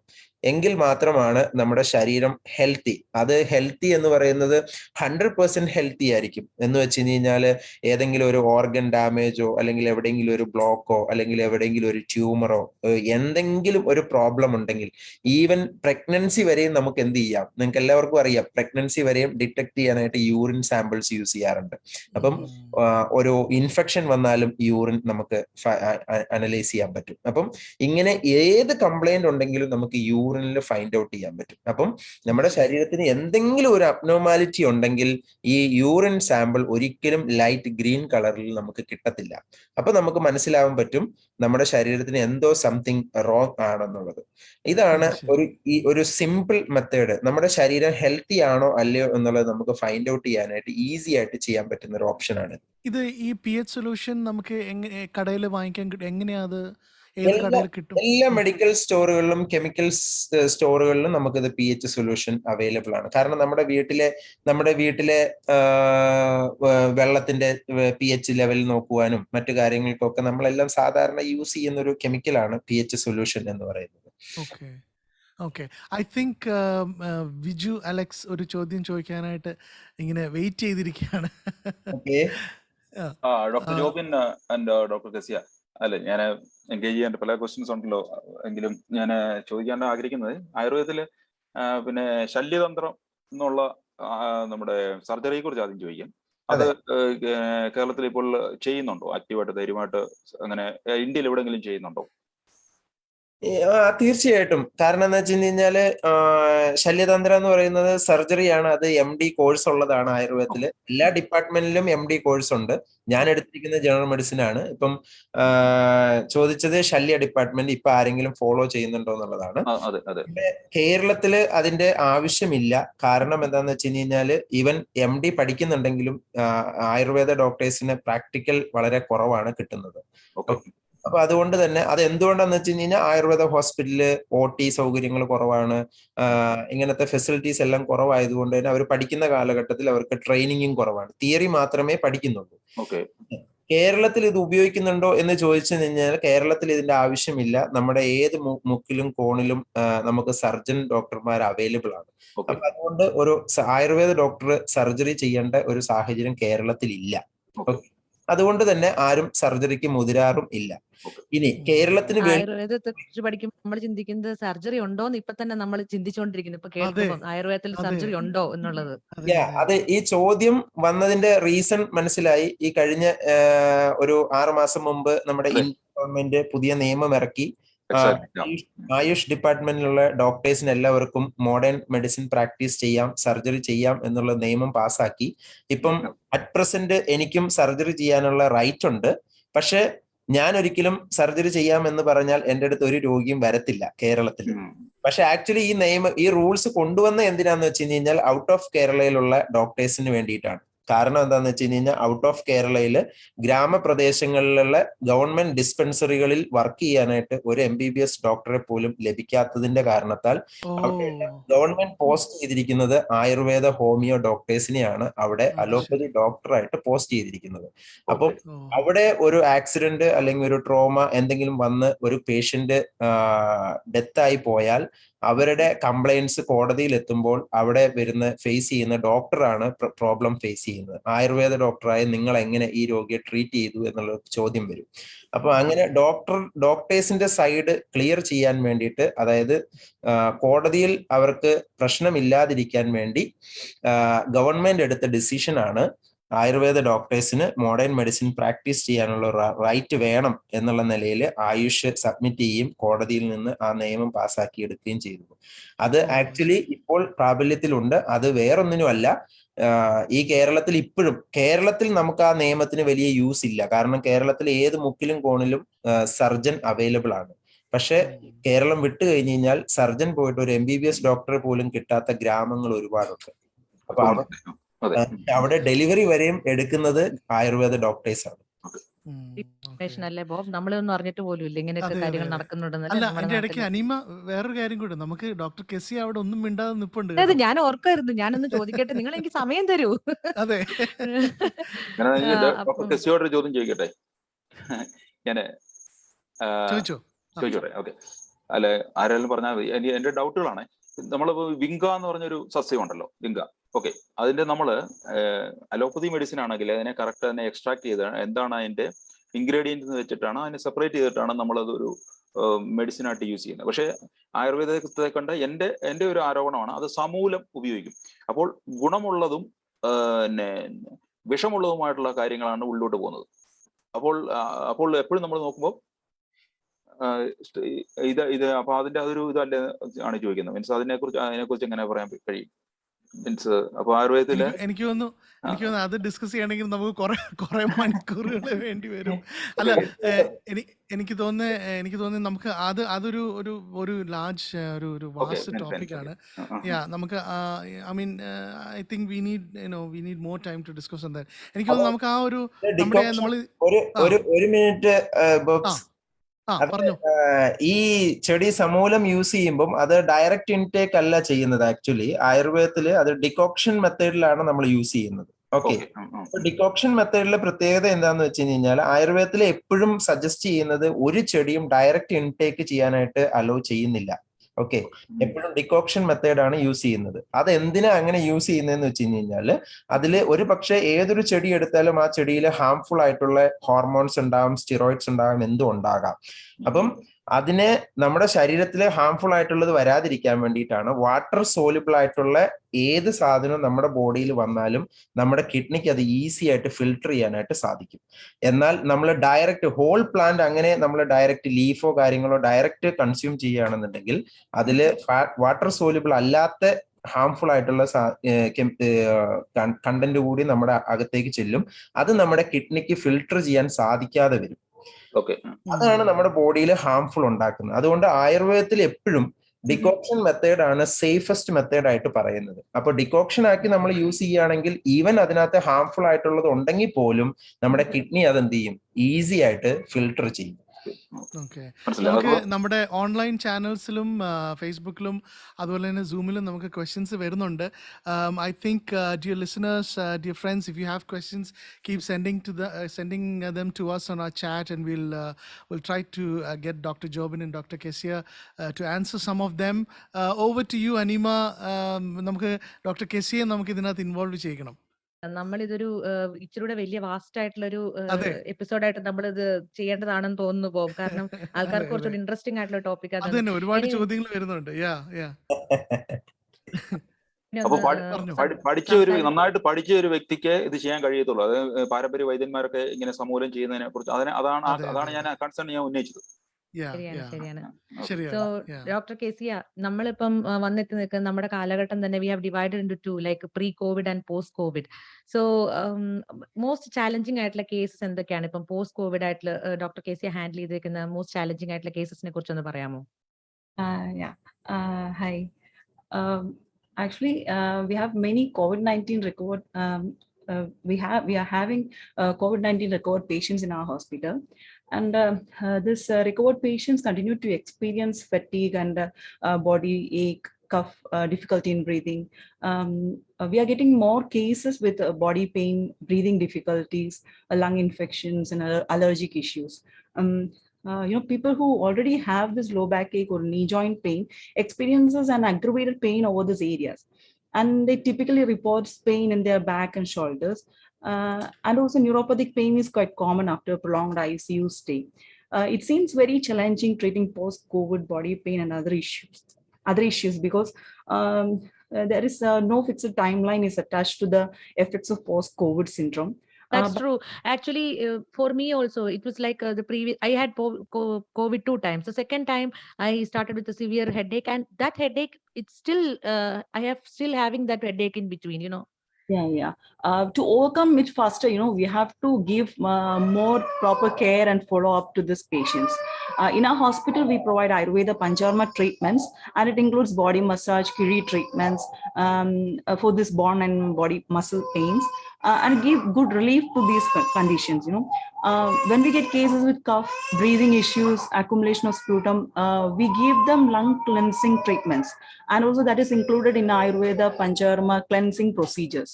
And of course, we get very dramatic changes with these treatments because the purification methods and the treatment we provide work as a strong stimulator of the bronchial system, eliminates excess phlegm from the throat, and clears the lungs and treats other lung disorders. We get cases with these health issues, and for sure we have effective remedies in our hospital. Through this Ayurveda, we can cure these issues. Okay, that's very good to listen from you. And can you share a story of a patient who came to hospital with severe conditions, and following treatment, he had a massive change? And we know that there is a connection between physical health and mental health. How are you looking forward to that? When a person is fit both physically and emotionally, mentally, it is the key to success in all aspects of life. Physical health and mental health are very closely linked together. Physical health problems significantly increases our risk of developing mental health problems, and vice versa. Our bodies and minds are not separate. So it's not surprising that mental ill health can affect your body. Depression can come with headache, fatigue, and digestive problems. And anxiety can create an upset stomach. Yeah. But apart from all these, we can help ourselves to overcome these issues. There are things you can do to give yourself the best chance of staying physically well. Firstly, you can do physical activities. It is a great way to keep yourself physically healthy, as well as improving your mental well-being. You can eat well. A balanced diet can influence the development, management, and prevention of numerous mental health conditions. In Ayurveda, it says food is medicine. When we have balanced diet, we can stay away from diseases. A couple of months back, we had an admission in our hospital. She was having Parkinson's disease. She had difficulty in walking, talking, memory difficulties, depression. Actually, we got to know that she was very active and vibrant prior to the diagnosis of the disease. But her depression and sleep problems were triggered just by the stress of receiving a diagnosis like Parkinson's. And she had a slowness in movement, which worsened her mental condition more than her physical condition. She had hallucination, which started affecting her family life. In the initial days at a hospital, she started foaming at each and everything she sees and was always furious at her staffs. And even during the treatment, she annoys her therapist, but they responded with a smiling face. On hearing these all things, we both made a regular visit to her room at least twice a day. We will have long-time conversation. And after some days, she felt like she was in her home, which made her more comfortable. And we were able to reduce her mental stress. And also, of course, our staffs were courteous to her, which further relieved her mental stress. And just after a week, her behavior started changing. She started smiling, talking politely to the staffs. And after her complete treatment, she became a very different person. And her symptoms and the health issues reduced. Now, I felt like once her physical illness started reducing with our treatments and hospitality, her mental stress also started reducing.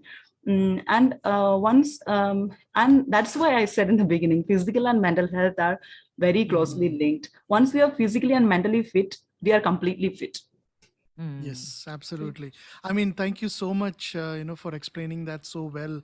And I want to say, we always talk about the healthcare professionals, and equally, both of you, Dr. Jobin and Dr. Kesia, for the past 2.5 years, as doctors, as healthcare professionals, thank you so much for the wonderful job that you've been doing for serving people with kindness and for taking your time. We salute you from Bob's Radio. Thank you so much. And also to Ajay, Anima, and all those of our loved ones who are working as nurses and in the healthcare profession. Anima, before I go to you for the final question, I just want to ask Dr. Jobin. We were talking about test ചെയ്യുന്ന കാര്യം നമ്മൾ സംസാരിച്ചുകൊണ്ടിരിക്കുകയായിരുന്നു.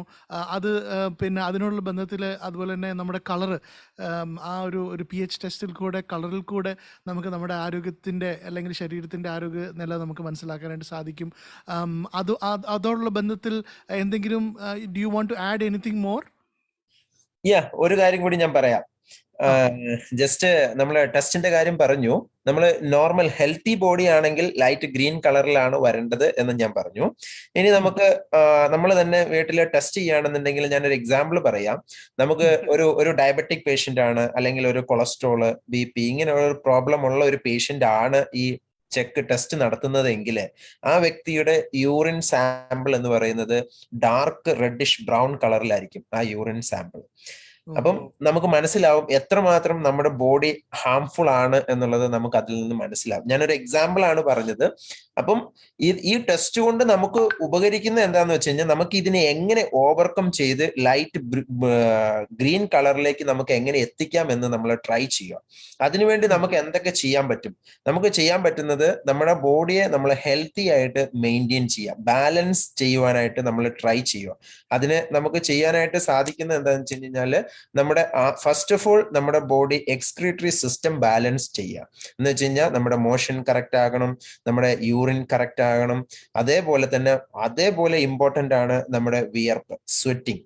വിയർപ്പും balance ആണ്. Daily നമ്മുടെ ശരീരം വിയർത്തിരിക്കണം. അതിന് നമുക്ക് exercise ചെയ്യാം, അതേപോലെ പ്രോപ്പറായിട്ട് വെള്ളം കുടിക്കാം, അതേപോലെ ആഹാരം കഴിക്കുന്ന കാര്യത്തിൽ നമ്മൾ വളരെയധികം ശ്രദ്ധിക്കണം. ഒറ്റ കണ്ടീഷൻ മാത്രം നമ്മൾ ഫോളോ ചെയ്യുക, നമുക്ക് വിശന്നെങ്കിൽ മാത്രമേ ആഹാരം കഴിക്കുക, വിശക്കാത്തപ്പോൾ കഴിക്കാതിരിക്കുക. ഇത് നമ്മൾ ഫോളോ ചെയ്ത് കഴിഞ്ഞാൽ നമ്മുടെ സ്റ്റൊമക്കിൽ ഉണ്ടാകുന്ന യാതൊരു ഡിസോർഡേഴ്സും ഉണ്ടാകത്തില്ല. അത് വളരെ ഇമ്പോർട്ടന്റ് ആണ്. നമ്മളൊന്നും സാധാരണ ഒന്ന് തിരിഞ്ഞു നോക്കിക്കഴിഞ്ഞാൽ നമുക്ക് വിശപ്പ് എന്താണെന്ന് നമ്മൾ സാധാരണ അറിയാറില്ല. കാരണം വിശപ്പ് ആകുന്നതിന് മുമ്പേ നമ്മൾ ആഹാരം കഴിക്കും. അപ്പോൾ ഒരു കണ്ടിന്യൂസ് പ്രോസസ് ആയിട്ട് പോയിക്കൊണ്ടിരിക്കുക. അങ്ങനെ ഒരിക്കലും ചെയ്യാൻ പാടില്ല. നമുക്ക് വിശപ്പ് വന്നതിന് ശേഷം മാത്രമേ നമ്മൾ ആഹാരം കഴിക്കാവുള്ളൂ. അങ്ങനെ വന്നു കഴിഞ്ഞു കഴിഞ്ഞാൽ തീർച്ചയായിട്ടും നമ്മുടെ സ്റ്റൊമക് ഡിസോർഡർ അല്ലെങ്കിൽ മെറ്റബോളിക് ഡിസോർഡർ എന്ന് പറയുന്ന സംഗതിയെ നമ്മുടെ ശരീരത്തിൽ ഉണ്ടാവില്ല. അപ്പൊ ഇങ്ങനെ നമുക്ക് എന്ത് ചെയ്യാൻ പറ്റും? നമുക്ക് ഇത് ബാലൻസ് ചെയ്യാൻ പറ്റും. ഇത് ഡെയിലി നമ്മൾ രാവിലെ ഈ pH സൊല്യൂഷൻ ചെയ്ത് നമ്മൾ പരിശോധിച്ച് നോക്കുക. അപ്പൊ നമ്മുടെ കളർ ചേഞ്ച് വരുന്നത് നമുക്ക് കാണാൻ പറ്റും. അതിനുവേണ്ടി നമ്മൾ ട്രൈ ചെയ്യുക. ഇനി നമ്മൾ ട്രൈ ചെയ്ത് ലൈറ്റ് ഗ്രീൻ കളറിൽ എത്തി എന്ന് ചിന്തിക്കുക. ഇനി ഞാനൊരു എക്സാമ്പിൾ പറയാം. നമ്മൾ സാധാരണ ഡെയിലി നിങ്ങൾ UAE-യിലുള്ളവർക്ക് സ്ഥിരം ഉപയോഗിക്കുന്നതാണ് സോഫ്റ്റ് ഡ്രിങ്ക്സ് ആയിട്ടുള്ള പെപ്സി, കോള ഇങ്ങനെയുള്ളതൊക്കെ ഉപയോഗിക്കാറുണ്ട്. അപ്പം ഒരു വ്യക്തി ലൈറ്റ് ഗ്രീൻ ബ്ലൂ കളറിൽ കിട്ടി എന്ന് വിചാരിക്കട്ടെ. അപ്പൊ നമ്മൾ മനസ്സിലാക്കും നമ്മുടെ ശരീരം ഹെൽത്തി ആണ് എന്നുള്ളത്. ഓക്കെ, ആ വ്യക്തി ഒരു ഗ്ലാസ് സോഫ്റ്റ് ഡ്രിങ്ക്സ് ഏതെങ്കിലും ഒന്ന് കുടിച്ചതിന് ശേഷം നെക്സ്റ്റ് ഡേയിൽ ആ യൂറിൻ സാമ്പിൾ ചെക്ക് ചെയ്ത് കഴിഞ്ഞാൽ നല്ല ഡാർക്ക് റെഡിഷ് കളർ ആയിട്ടുണ്ടാവും. അപ്പൊ നമുക്ക് മനസ്സിലാക്കാനായിട്ട് സാധിക്കും നമ്മൾ കുടിച്ച സോഫ്റ്റ് ഡ്രിങ്ക്സ് എത്രമാത്രം നമ്മുടെ ശരീരത്തെ അഫക്ട് ചെയ്തു എന്നുള്ളത് നമുക്ക് മനസ്സിലാക്കാനായിട്ട് സാധിക്കും. ഇങ്ങനെ നമുക്ക് ഓരോ ഫുഡ് ഐറ്റം നമുക്ക് എക്സാമിൻ ചെയ്യാൻ പറ്റും. ഏത് ഫുഡാണ് നമ്മുടെ ശരീരത്തെ ഹാംഫുൾ ആക്കുന്നത്, നമ്മുടെ ശരീരത്തെ ഡാമേജ് ആക്കുന്നത് ഏതൊക്കെയാണെന്നുള്ളത് നമുക്ക് ഡേ ടു ഡേ നമുക്ക് അനലൈസ് ചെയ്യാൻ പറ്റും. അങ്ങനെ അനലൈസ് ചെയ്ത് ഏതൊക്കെ ഫുഡ് നമ്മൾ അവോയ്ഡ് ചെയ്യണം, ഏതൊക്കെ ഫുഡ് നമ്മൾ കൂടുതലായിട്ട് കൺസ്യൂം ചെയ്യണം, ഇതൊക്കെ നമുക്ക് ഒരു ഐഡിയ കിട്ടും. ഇത് നമ്മൾ ഡെയിലി ഫോളോ ചെയ്യുകയാണെങ്കിൽ തീർച്ചയായിട്ടും ഇത് നമ്മുടെ ആരോഗ്യത്തിന് നല്ലതായിരിക്കും. നമ്മുടെ ശരീരം ഹെൽത്തി ആയിട്ട് നമുക്ക് മെയിൻറ്റെയിൻ ചെയ്യാനായിട്ട് നമുക്ക് ഒരു സെൽഫ് സ്റ്റഡി എപ്പോഴും നല്ലതാണ്. നമ്മൾ കഴിക്കുന്ന ആഹാരം ഡെയിലി ചെക്ക് ചെയ്യുകയാണെങ്കിൽ ഏത് ആഹാരമാണ് നമുക്ക് ഏറ്റവും കൂടുതൽ ഹാംഫുൾ ആയിരിക്കുന്നത് എന്നുള്ളത് നമുക്ക് സ്റ്റഡിയിലൂടെ കണ്ടെത്താൻ പറ്റും. ബോബ്, നമ്മളിത് വീണ്ടും കൂടുതൽ ക്വസ്റ്റ്യൻസ് നമുക്ക് നമ്മുടെ ഉള്ളിൽ വരുന്നുണ്ട് തോന്നുന്നല്ലേ? പക്ഷെ നമ്മുടെ സമയം ഒത്തിരി കടന്നുപോയെന്ന് തോന്നുന്നു. അപ്പം നമ്മള് ഈ സെഷൻ അവസാനിപ്പിക്കുന്നതിന് മുന്നേ ചെറിയ ചില ടിപ്സ് എന്തെങ്കിലും ഡോക്ടർ ജോബിന് പറഞ്ഞു തരാനുണ്ടോ? ഞങ്ങളുടെ ലൈഫ് സ്റ്റൈലൊക്കെ ഒന്ന് ചേഞ്ച് ആക്കി ഞങ്ങൾ ഹെൽത്തി ആയിട്ടുള്ള ഒരു ലൈഫ് കിട്ടാൻ വേണ്ടിയിട്ടുള്ള ചില ടിപ്സ്. അതുകൂടാതെ പോകുന്നതിന് മുമ്പ് എന്താണ് ഫൈനൽ വേർഡ്സ് ഞങ്ങളോടും ലിസണേഴ്സിനോടും എന്താണ് ഡോക്ടർ ജോബിന് പറയാനുള്ളത്? തീർച്ചയായിട്ടും നമുക്ക് ആരോഗ്യമാണ് നമ്മുടെ ഏറ്റവും വലിയ സമ്പത്ത് എന്ന് പറയുന്നത്. ഓക്കെ, അപ്പൊ നമ്മുടെ ആരോഗ്യം ഹെൽത്തി ആയിട്ട്, നമ്മുടെ ശരീരം ഹെൽത്തി ആയിട്ട് മെയിൻറ്റെയിൻ ചെയ്യുന്നതിൽ അപ്പുറമായിട്ട് നമുക്ക് ഒന്നുമില്ല. അപ്പം അത് നമ്മൾ മെയിൻറ്റെയിൻ ചെയ്യുക. അതിൽ നമ്മൾ യാതൊരു മടിയും ചിന്തിക്കരുത്.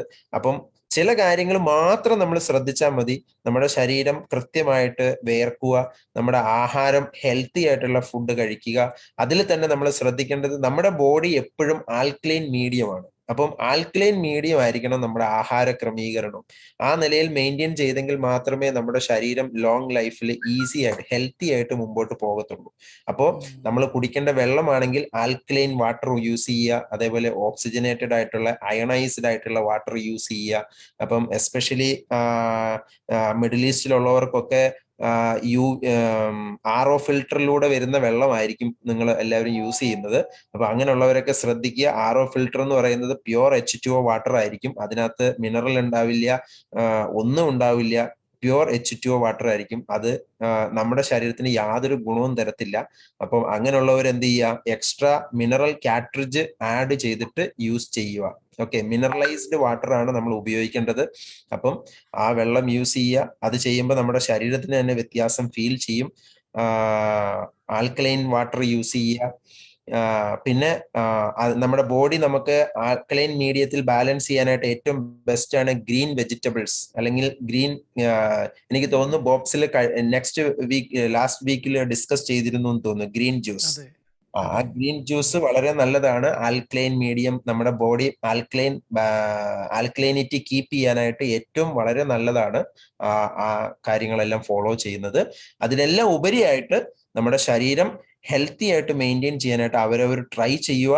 ഈ ടെസ്റ്റ് എല്ലാവർക്കും ചെയ്ത് നോക്കാവുന്നതാണ്. ചെയ്ത് നോക്കിയിട്ട് ഡേ ബൈ ഡേ നമ്മുടെ ലൈഫിൽ ചേഞ്ചസ് വരുത്തി നമ്മൾ മെയിൻറ്റെയിൻ ചെയ്ത് പോവുകയാണെങ്കിൽ തീർച്ചയായിട്ടും നമ്മുടെ ശരീരത്തിന് യാതൊരു പ്രോബ്ലം ഉണ്ടാവില്ല. ഇനി ഞാനൊരു ചെറിയൊരു കാര്യം കൂടി പറയാം. നിങ്ങളുടെ യൂറിൻ ഓരോരുത്തരും ചെക്ക് ചെയ്തിട്ട് യൂറിൻ ഗ്രീൻ കളറാണ് കിട്ടുന്നതെങ്കിൽ നിങ്ങൾ പോയി ബ്ലഡോ യൂറിനോ എന്ത് വേണമെങ്കിലും ലാബിൽ കൊടുത്ത് ചെക്ക് ചെയ്ത് നോക്കിക്കോളൂ. അതിൽ യാതൊന്നും കാണില്ല, അത് നോർമൽ ആയിരിക്കും. അത് ശരി. Okay.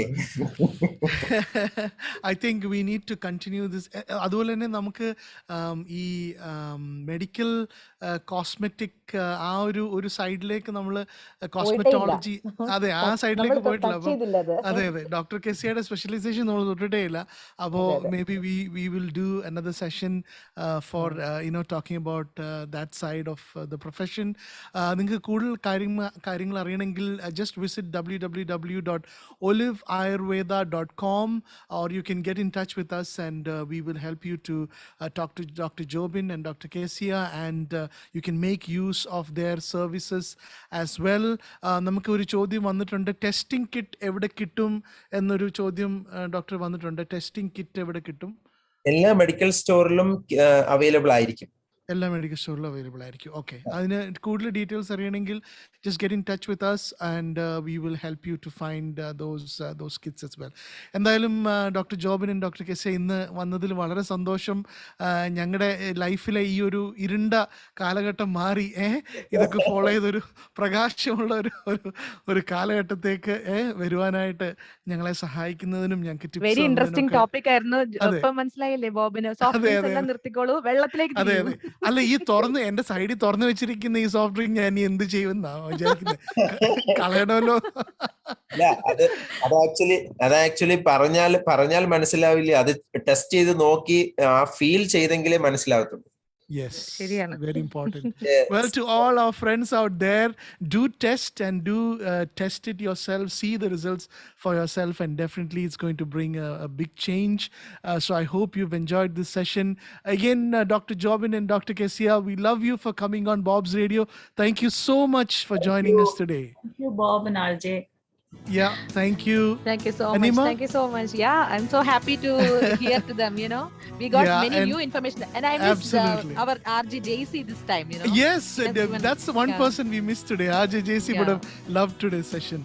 Yes. Well, dear friends, thank you, Biju, Alex, for joining us and giving us those wonderful historical studies. Also, RJ Esley from Bahrain. And to all my dear friends out there, I love you for tuning in today. May the Lord be with you and help you to turn to a healthy and a life that is pleasing unto God. We have one life, one body. Let us take care of it and let us live a life healthy and productive for our Master, because He cares for us. Well, with that, this is Bob's Radio 21.37 FM, along with RJ Anima, RJ Viju, RJ Esley, and all my friends out there. It's time for me to sign out. Goodbye, good night, and God be with you.